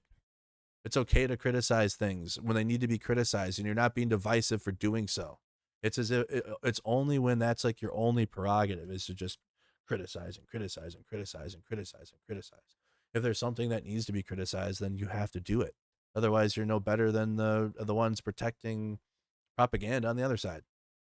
If some bad shit is happening. So let's go through it. So let's go through the latest. Zelensky faces outcry after signing a bill curbing Ukraine's anti-corruption agencies, and there's been protests. Oh, there have been protests. We'll keep that up there. We'll go through the map update and the numbers toward the end. But we need to go through all of this first, because it has been a nightmare watching it. And I haven't really tweeted a whole lot or said a whole lot, because number one, it's internal Ukrainian dealings. And number two, yeah, the support community, and this is what I'm posting. Like this dude is like an American who took his family and moved to Russia, and he might not be here anymore because he joined the Russian army. Like that's what I'm posting, because this whole thing is just a mess. Let's go back though. There's the views of the protests. They're still going. I think it started here. So from Vladimir Tretiak. Thread, what we know about the NABU scandal. Ukrainian parliament passed bill number 12414 on July 22nd of 2025, threatening NABU and SEPO's independence. The bill is sparking protests. Okay. The establishment of NABU, so the National Anti-Corruption Bureau of Ukraine, was established on October 14th, 2014, following the adoption of the law on the National Anti-Corruption Bureau of Ukraine by the Verkhnova Rada, the Ukrainian government. This was driven by demands from the International Monetary Fund and the European Commission to combat high-level corruption, a key condition for Ukraine's EU visa liberalization and financial support. Like basically how they needed to do this so they can get into the EU. There's a lot Ukraine has to do still. Okay, that's the other thing. Ukraine was never minutes away from joining the EU. They're never minutes away from joining NATO. They never have been. And now they're even, if this continues, they'll be even further. They have so much to fix internally, and it's only if you've never been there. Okay, if you've never gone there and seen it. Like they have to fix their roads. They got to fix a lot of things internally before they even get even considered in the EU. But I get it though. There's a lot of people want Ukraine to win, want Ukraine to be in a winning team, want Ukraine to have the best. But like, there's a lot of things that need to be fixed or revised before Ukraine is even considered into the EU or NATO. NABU began operations in 2015, designed as an independent body to investigate and expose corruption among senior officials. Achievements overview. NABU has a strong track record in uncovering corruption. 2017, investigated Oleg Bakhmutyak over a loan scandal and targeted Petro Poroshenko's associates in defense sector thefts. 2022 exposed a European 22 million bribery attempt involving a former lawmaker and Dnipro's mayor, with 187 individuals charged. 2023 uncovered corruption involving 21 senior officials, 39 state enterprise heads, 16 judges, 11 MPs, with economic impact of Ukrainian currency of 4.7 billion, which is the equivalent of 125 million US dollars. In 2024, they launched 658 cases identified as 700 million US dollars in losses, reimbursed 22 million of that, and they seized 6.8 billion in Ukrainian assets. Notable cases targeted defense, energy, and customs sectors. These efforts highlight NABU's role in tackling high-profile corruption, recovering significant funds, and securing convictions. Okay. Those are all the sources he's given. In June of 2025, Deputy Prime Minister and Minister of National Unity Oleksiy Chernyshov was named a suspect in a major corruption case by NABU and SEPO. He is accused of facilitating a land undervaluation scheme in Kyiv that allegedly cost the state over $1 billion, which is a US 24 million. Receiving discounted apartments in return, while Chernyshov was on an official trip abroad when the charges surfaced, he returned to Ukraine and was later released on a $120 million, which is a $2.9 million bail. Despite the serious allegations and detention of 2 former aides, the court allowed him to remain in office under certain restrictions. Chernyshov denies wrongdoing and has pledged to cooperate with the investigation. Okay, so he's going to work with the investigation. Today's voting. Okay, this brings it all on the 22nd, so yesterday. On July 22nd, 2025, the Verkhnova Rada passed Bill 12414, which subordinates NABU and the Specialized Anti-Corruption Prosecutor's Office to the Prosecutor General's Office, granting powers to direct investigations, reassign cases, and close probes, which isn't good when you have like officials being investigated and then Zelensky's like, oh, well, let's bring that into the government so we can investigate ourselves. That's not good. That's bad. Really bad. Really, really, really bad. The vote saw 263 in favor, 13 against, 13 abstaining. This followed SBU searches on July 21st, 2025, targeting NABU officials with accusations of Russian agents among them, including one official suspected of spying. The bill, expedited through an unusual process, awaits President Zelensky's signature or veto. Protests started in Kyiv and other major cities, accusing the government of undermining anti-corruption efforts. Okay. Rumors about Zelensky's acceptance. He did sign it, so let's skip that part. Ready to write a new one. So this was yesterday. We can catch up, though. Ukraine's robust democratic civil society has a history of fighting corruption, as evidenced by its success during the 2013-2014 Maidan uprising. However, Ukrainian civil society is currently focused on Ukraine's survival, supporting the fight against Russia through military service or aiding soldiers. The protests against Bill 12414, the first significant anti-government demonstration since the full-scale invasion began, underscore public opposition to undermining anti-corruption efforts. While NABU may not have been perfect, its potential liquidation is undoubtedly a negative development. I hope President Zelenskyy and his government will heed the voices of Ukrainians before it's too late.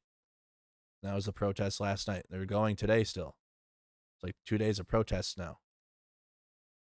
Let's see what he says here.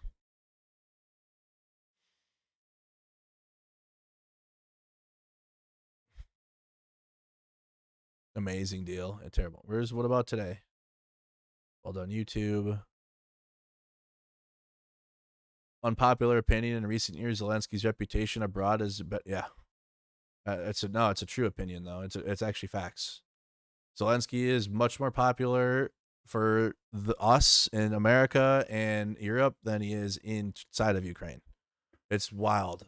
When I went there the first time, like when you actually talk to Ukrainians, I had this little cutesy little rose-colored oh boy, yeah, that's facts.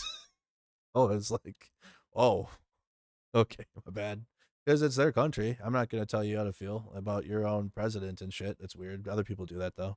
People love doing that about America. Foreigners love talking about America and politics because your politics suck and they're boring.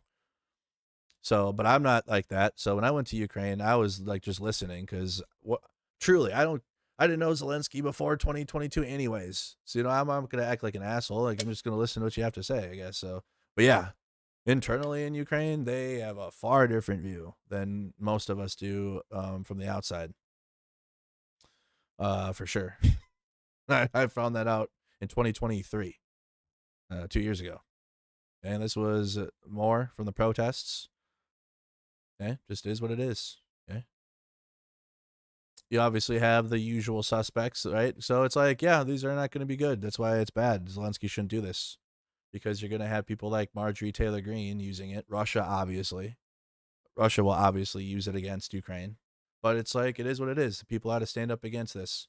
They support Ukrainians. The people of Ukraine support anti-corruption efforts overwhelmingly.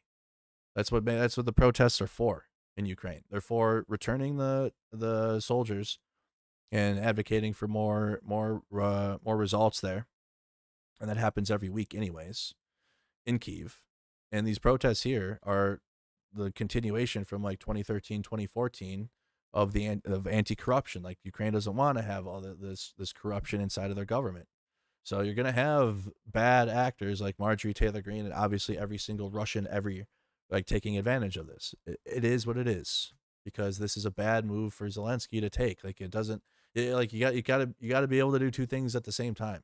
It's okay to protest against Zelenskyy and these actions and it's the free speech to do so.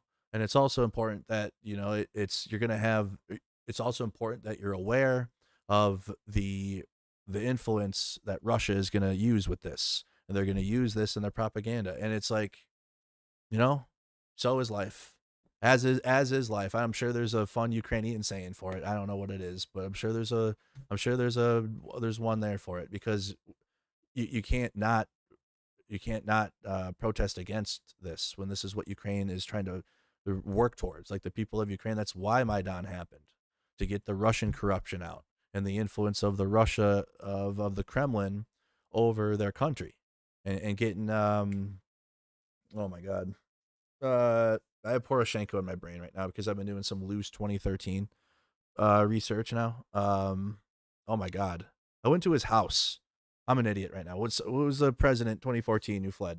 Yanukovych. I said it for someone else did. Yanukovych. That's why Yanukovych was ousted.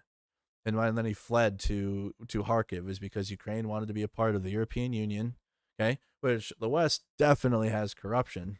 It's still like America. Hello.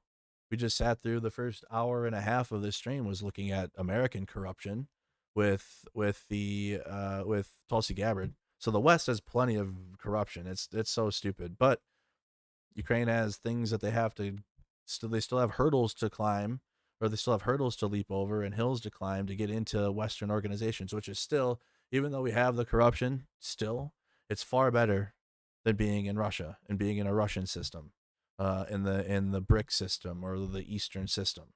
Okay, there's more of a free market here, even though again there's still plenty of corruption that happens. It's just Ukraine is under the spotlight for it because they're still trying to break away from the influence of the Soviet Union, of Russia, and it's still like it takes a long time. It's generations that we're underneath the Soviet Union and Russia's control of Ukraine.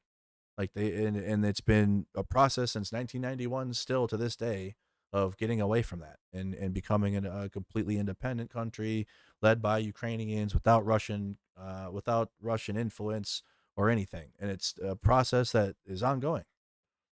It's not like Ukraine's finalized, like, hey, we're finished getting rid of it all. Like, no, they haven't. Especially when you get towards the east and you get in like eastern cities that have a lot of Russians or Russian influence in their governments too, which obviously contribute to the larger of Ukraine. It takes a while. So Zelensky's actions here are not, they're not supported. Let's go to Dylan. Because the anti-corruption efforts in Ukraine are like, that's the whole point of why Ukraine had the revolution and getting rid of that. Damn, I haven't saved bookmarks in a while. I just retweeted a bunch of stuff. I didn't have any takes. Let's go back here. Sorry if I'm getting you dizzy from spinning. or for scrolling. Yeah, that's just images of the protests taking place. Dylan Burns said, all this backlash to Zelensky's government, the largest anti-government protest since the start of the full-scale invasion, was brought upon by itself. What was the expectation when they decided to eliminate the independence of an anti-corruption body with no societal input? Exactly. Ilya Pomerenko makes you wonder what kind of massive shit they've got on someone from Zelensky's inner circle for the bill to pass the Rada and get signed into law. Exactly. So it's not good. John Sweeney, orange hats in the chat. This is bad. This is bad. Orange hats in the chat. John Sweeney, bad. Okay, you got Tadaragami, one of my favorite Ukraine accounts on X still. Quick key points on the protest in Ukraine so far. It targets a specific law, not the president. No calls to change the government. Russian influencers are trying to spin it as anti-government uprising, of course. Claims it's an anti-war protest. Okay, just be aware of that. Those are when this is happening, there's obviously going to be political motivations in the opposite direction. It just is what it is. It's as it is. I think there was like a sign on a dog. I saw it, and it was I can't read Ukrainian, but there's definitely like Ukrainian words and sentences to say in this when you have to call out what's happening while also understanding that I think in the protests today they're actually saying that. I had a tweet and I can't remember where it was, but I think it was from Anna. Ukrainian Anna posted it. Like the Ukrainian protesters are aware of it. Here it is.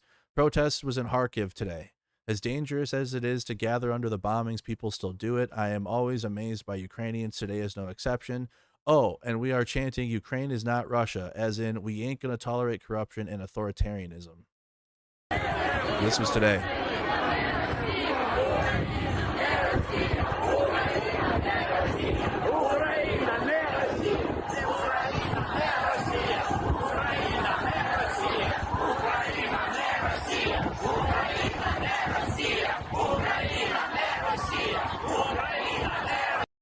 Well, that was in Kharkiv, which is Kharkiv is especially dangerous to be gathering and protesting in because that's where the front lines aren't that far from Kharkiv now. Kyiv is one thing, which still gets hit by rockets and missiles, but right, the front lines aren't anywhere near Kyiv. Okay, it's most days it's all right. There's still tourist stuff happening, and things going on there. Whereas Kharkiv, these cities are not that far from the front lines, not far at all. So when you got people gathering in big groups like that, that's obviously easy targets for Russia with their drones, and it's scary. It's actually really scary to be gathering, but they're doing it anyways. That's how important getting corruption out of Ukraine is for the Ukrainian people. Okay, they're willing to do that, and that's where the front lines are in Kharkiv. I've been to Kharkiv, beautiful city, massive, historical city. Major battles have been fought over Kharkiv. World War II, before World War II, now, and it's so big. Like you get, and it looks even bigger now when you get there because there's minimal amount of people there, but it's just this massive empty city. Like, and the streets are so wide, big wide streets. Like, I'm talking wide streets. In America, we have small, like skinny streets and shit. These are massively wide and they're empty. And it's like this big city, and it looks so cool, unfortunately, but it's just, they're at war. That's what it is. So here's another clip from the Kharkiv protests.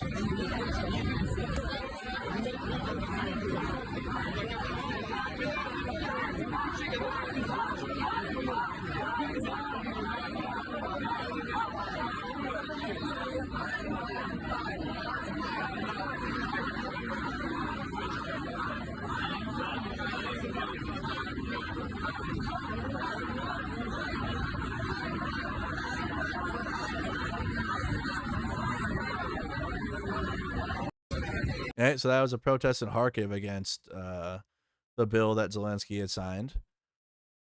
What else we got that I shared before we get to John Sweeney? Okay, that's other things.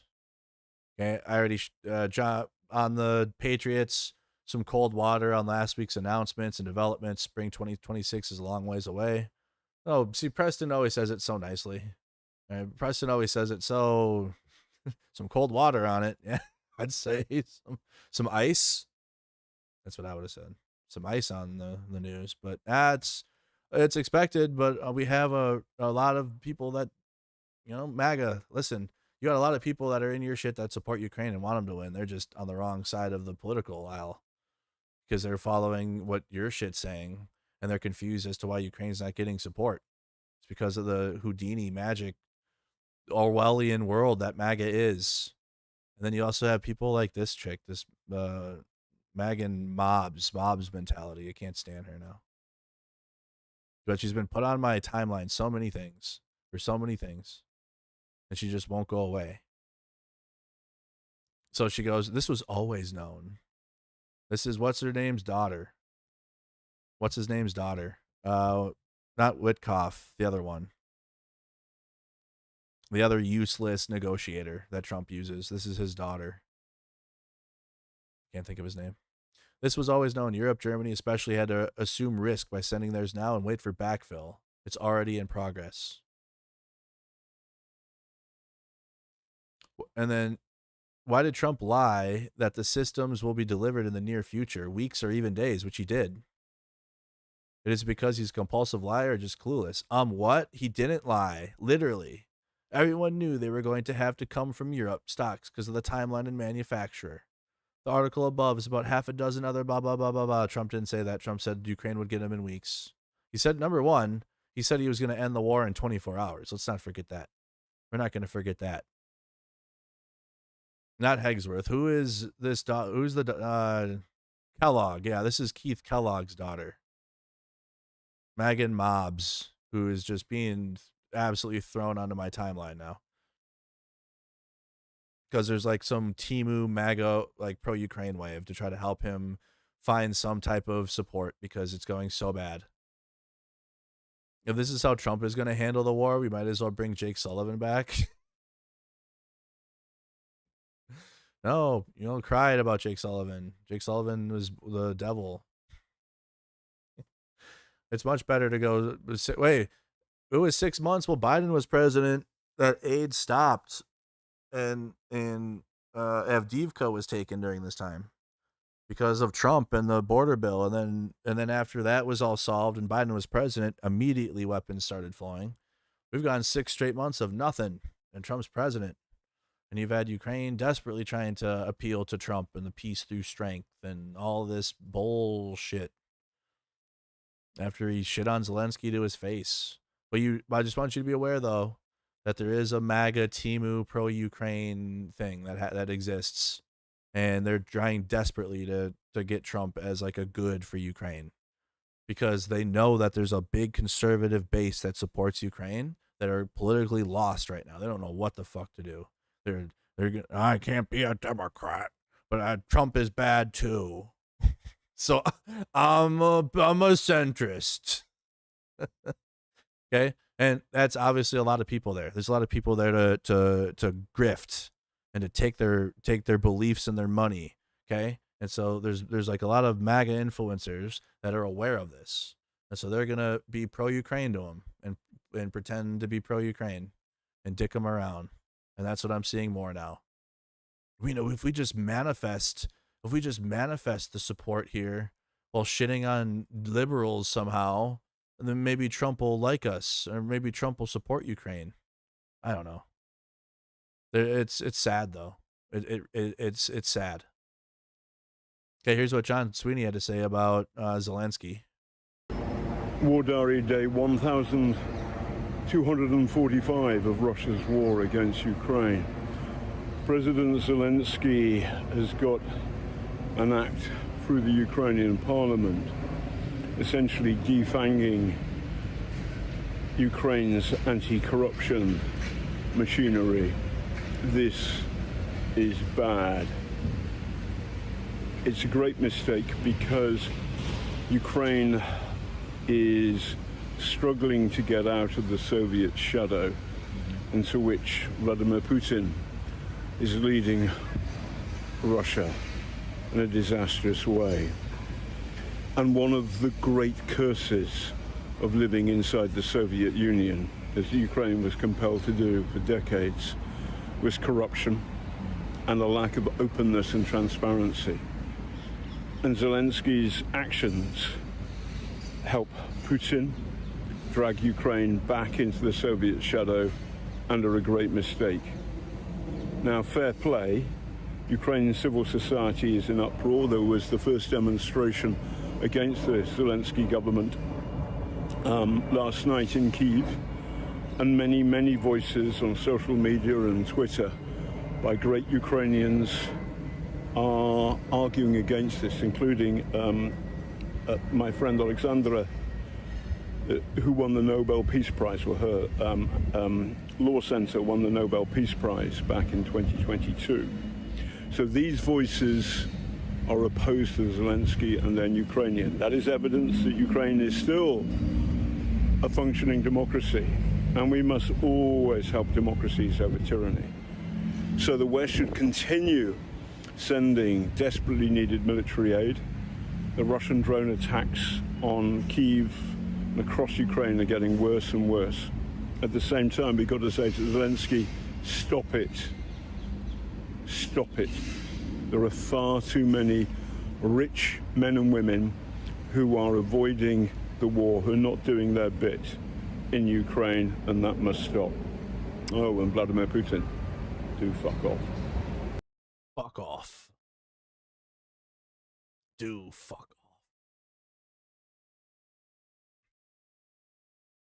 All right. Well, you got a prison exchange. Let's see what Zelensky had to say. Did I have his tweet up? No. So he responded here. Today I started with the meeting with the government officials and representatives of law enforcement agencies. Thank you, Lewis, for the 20 and also Sprinkles for the 5. Of course, everyone has heard what people are saying these days on social media to each other and on the streets. It's not falling on deaf ears. We analyze all concerns, all aspects of what needs to be changed and what needs to be stepped up. I will propose a bill to the Verkhovna Rada of Ukraine that will be the response. It will ensure the strength of the rule of law system, and there will be no Russian influence or interference in the activities of law enforcement. And very importantly, all the norms for the independence of anti-corruption institutions will be in place. Okay, so let's see what he says here. Wish you good health, fellow Ukrainians. A few things from today. Right now in Turkey, our team's meetings are already in progress. The first step was the Turkish side in Ankara on key security issues so important for both of our countries. I'm receiving hourly reports. We expect that today's further opportunity for meetings with the Russian side in Istanbul, the opportunity to take the right steps will not be wasted. We are determined to continue working for the release of our people from Russian captivity, for the return of our Ukrainian children, and for a real ceasefire.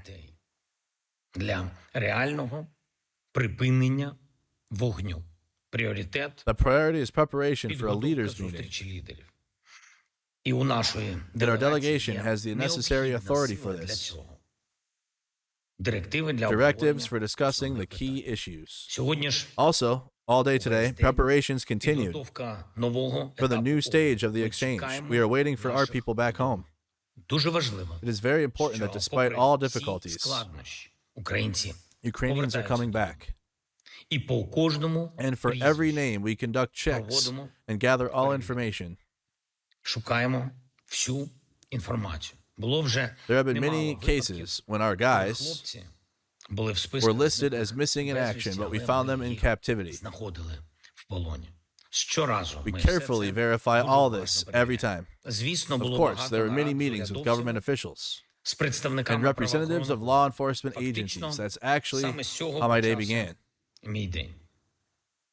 With a very detailed conversation involving the security service of Ukraine, NABU, SABU, all the agencies. It was important for me that each of them share their arguments and their perspective. It was important that they finally tell each other what had been long building up. I really value in the agreement to work as a team. to continue collaborating and to implement measures. We can truly create a sense of unavoidable accountability невідворотності покарання, а отже, and therefore justice in Ukraine. Ми домовились, We agreed that the heads of these institutions will jointly propose an action plan, a plan of concrete steps that can strengthen the rule of law in Ukraine. права в Україні. Звісно, Of course, everyone has heard what people are saying these days, цими днями. Що кажуть люди? what they are saying on social media, to each other, on the streets. Це все It's not falling on deaf ears. проаналізували We've analyzed all the concerns, all the всі aspects аспекти того, що of what needs to be changed and what needs to be stepped up. і що має бути активізовано. Я запропоную I will propose a bill to the Verkhnova Rada of Ukraine that will be the response. який буде відповіддю, який It will забезпечить ensure the strength of the rule of law system, і не буде and there will be no жодного Russian influence or впливу interference чи in the activities втручання of в law діяльність enforcement. органів правопорядку. І, що And дуже very важливо, importantly, all the norms for the всі independence норми для незалежності of антикорупційних anti-corruption institutions will be in place. І дуже очікую I від strongly expect самої specific proposals of the legal norms that should make it happen from our group of the heads of law, правоохоронних органів, від enforcement and Генерального anti-corruption прокурора України agencies, конкретних from пропозицій, the Prosecutor General тих норм, of які Ukraine. мають спрацювати. Це буде This will be the presidential bill, and we will implement і ми реалізуємо це в рамках нашої it as part of our стратегії strategy and transformation of the трансформації state. держави. Сьогодні ж я підписав Also today, I signed a decree to про reduce скорочення bureaucratic procedures бюрократичних процедур і and immediately launch an audit of public spending. аудиту державних видатків. Я очікую I expect the від уряду government України of протягом Ukraine місяця to deliver конкретних concrete results результатів, within a щоб month so that we can направити redirect as many максимум state resources as наших possible державних ресурсів на оборону to Ukraine's defense and to our state's на resilience. стійкість нашої держави. І також We готові are also більше preparing кроків meaningful steps on щодо deregulation дерегуляції, щоб to give дати people more більше freedom. свободи людям. Ми все це We definitely make it all happen. І я дякую And I всім. thank everyone who supports these efforts. І And what will залишиться remain most important найголовніше. is not losing не втратити єдність країни, our national unity, ending this war, stopping this Russian evil, зупинити це російське зло і and забезпечити securing a Україну dignified достойним peace миром. for Ukraine. І саме так And exactly as we all envision it, as a full-fledged part of повноправною Europe. частиною Європи. Ми зробимо це. We'll make it happen. Слава Україні! Glory to Ukraine. These anti-corruption organizations have to work together with the government at a max transparency level. And by the way, young people are easily to be manipulated, as we see in Europe. I think that's cope. I'd rather side with the Ukrainian people. It's not just young people. Okay. Listen, Zelenskyy is going to have the support because of a lot of people that are in the West, and they aren't involved in the day-to-day Ukrainian activities of what's going on in Ukraine. So I would just listen to the Ukrainian people, which are the majority are upset about this.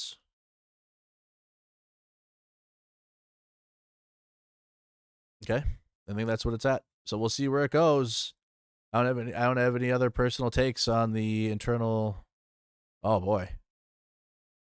Oh no.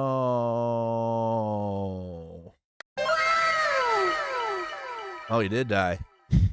Oh. Oh. Wait, what is unlock more content? What? Okay, is there another article? It took his family to escape wokeism. Oh boy.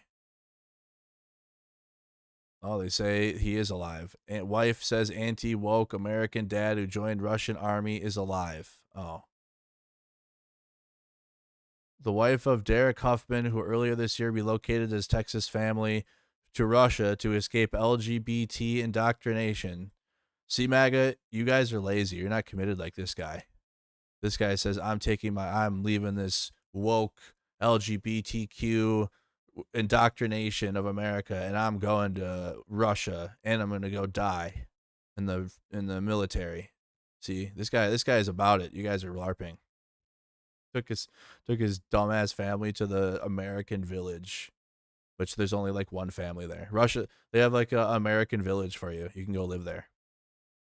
Go live in your anti-woke paradise, because you're not gonna make America like that. She released an update. They have a YouTube channel, guys. Did you know that? Anti-woke dad. Jesus. Oh, she hasn't posted an update in a few days now. Happy Father's Day from Derek. Hey Deanna, hey girls. I love you very much. I'm very, very happy to get to send you this video, let you see my face, see I'm doing well, probably. It's about right. He looks like he fits into the Russian army perfectly. Look, they get an Instapot. Hello, hello, hello. Just family Western style vlogging in Russia. Family vlogs in Russia. I am just here to tell you that we had a discussion in the Huffman Time chat about how I should get a, I want to say it's an Instapot, but honestly, I don't know what you call it. It is a one pot where you can cook Where you stole from Ukraine. They stole it from Ukraine. Probably. Oh, it actually is an Instapot. It's a pot where they got it from this foreign place and they just gave it to me. I don't know where it's from, but it was so nice.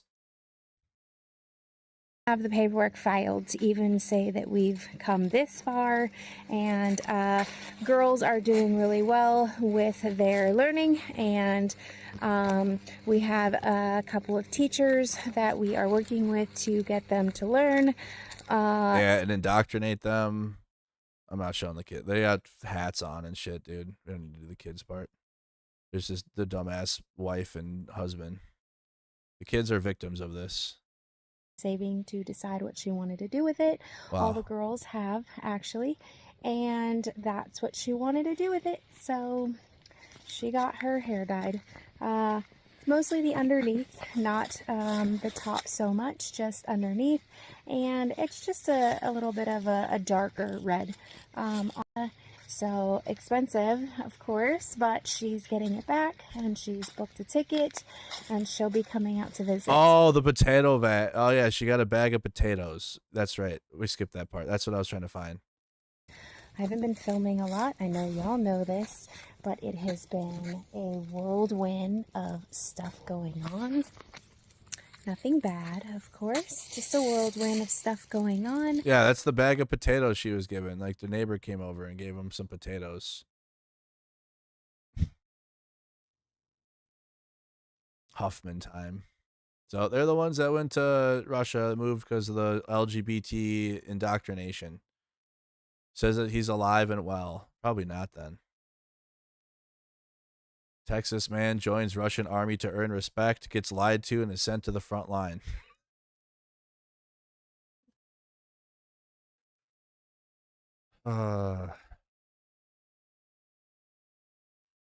Play stupid games, you win stupid prizes. So you got Daily Beast saying that he's alive and well, and then the Maltese Herald, which it's, hey, you got the Daily Beast or the Maltese Herald. Which one do you want? I don't know, but they're saying that he's dead. You had Kosik Gundy say that they have drone video of him, which, you know what that, when they say they have drone video, you know what that means. It's not like the video of him on a drone, like, hanging out. He posted that this morning.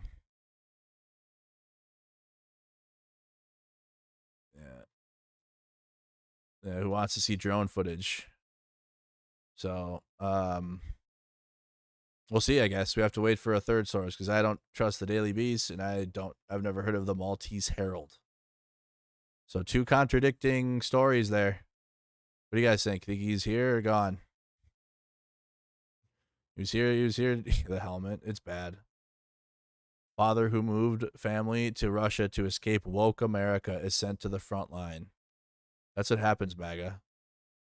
You want to escape the Western woke LGBTQ 5G Nancy Pelosi indoctrination, you get sent to the front lines.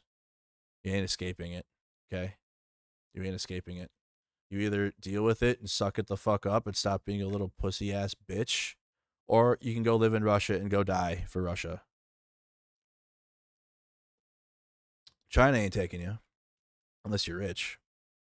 You can have a business there. Go there. Go to Russia. See what happens. Texas, man.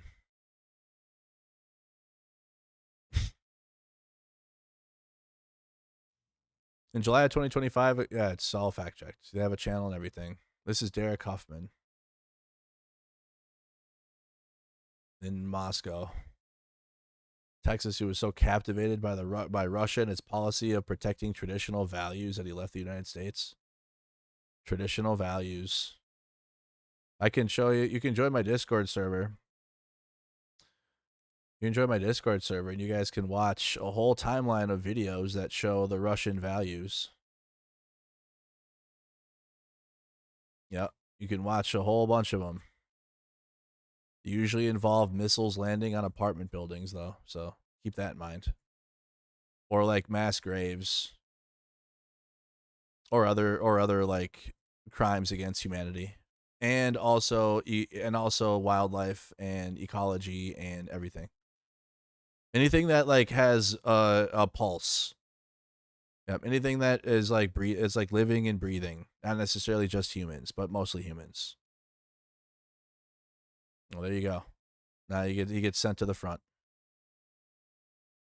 All right, guys. Well, that's what I got for you. You got a dumbass American family that moved to Russia, and he might or might not be dead now. You got Zelenskyy making bad moves. Bad moves from Zelenskyy. It looks like there's opportunity to recover. Maybe. I guess we'll see. We'll see what happens there. But I don't really have any other further takes on what happens in Ukraine other than I hope them the best. And also just to watch what Ukrainians are saying about the politics of it. Don't go to... Oh, they've completed their goal. GG's. There you go. Summer Ukraine fundraiser. Summer Ukraine fundraiser. Marcado Media, you need to talk to Skip Fu and CJ. For what? What happened? They completed their goal, so they got it done. We were helping out Renegade Chungus and Canty with their fundraiser. Still had some left, but I mean, it's a team effort with these ones, honestly, which is why I was a part of them with these ones more at the end, because the responsibility isn't all on you, right? So they had 11K goal. They got 2,600 for being smaller channels. That's really good still. But they contributed to the victory of the overall campaign. So good job to everybody that contributed to that. They got more than what they asked for, actually.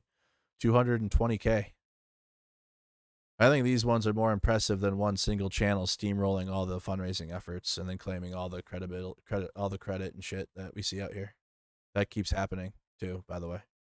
I like it when you got team efforts together and like people are working together. You don't have one person's giant, stupid, ugly haircut face on everything. I think that's way cooler. All right, y'all. Well, I think that's what we're gonna leave with for Ukraine. Again, hope the best. Continue to support the front lines right now. Oh, the frontline update. It's not good. Just quick. Not good. Here's Pokrovsk Communigrad. This is the main focus. Okay, that is not.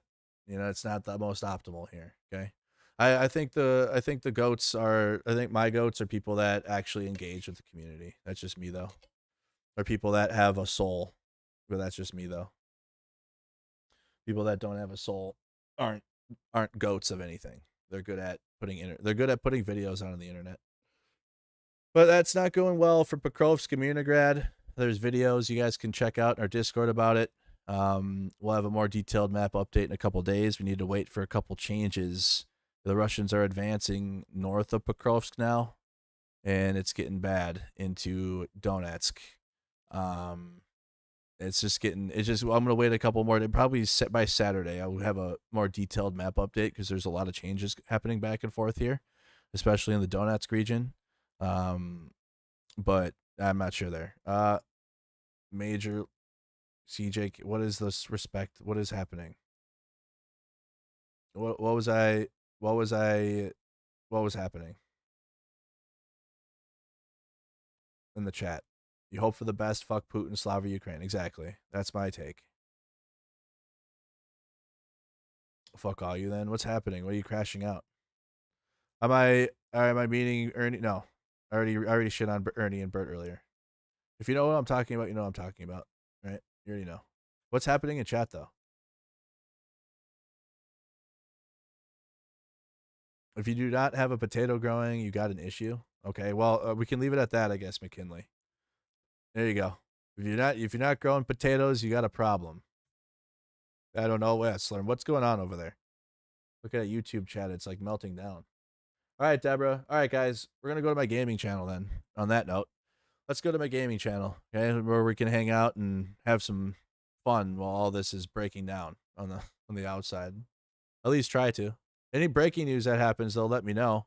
We haven't had like earth-shattering breaking news now in like a couple weeks, which that also is unfortunate because whenever there is earth-shattering breaking news, it's usually really bad, and then the response is also really bad. But we haven't had something like that in a minute. But I'll be available.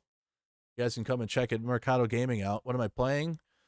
That's what I was gonna decide. I was gonna do The Godfather Part 2, but we were playing a racing game and we were playing another one, and that was like, I like that. But I think we're gonna continue our crime game playthrough that we've been doing on my gaming channel. So come on over to Marcado Gaming, you guys. I'll have a stream coming up here in a little under an hour, starting at 7. So starting at 7 p.m. Let's tune in over there. So Marcado Gaming, come on over. Don't bring on that weird energy too. My commander refuses to judge all mankind by what takes place in chat here. So time. Okay, good. Time continues. I'm glad. Come on over after that's all figured out and have a safety meeting and let's game. Okay. More news to, upcoming. If there's more just Epstein drama stuff, probably not going to go live. This was a stream worth talking about with it because of everything happening with Ukraine. But I mean, I really want to focus breaking news, but we haven't had a whole lot. They had the trial in Idaho, but I haven't been paying attention to that at all. I think more people will follow the documentary afterwards. I pulled up Steve's stream. There was like minimal people there. And I know it was like a big trial in the murders in Idaho, but there's so much happening. And it's just the zone is flooded with information. It's like, I don't even know if a lot of people are paying attention to that.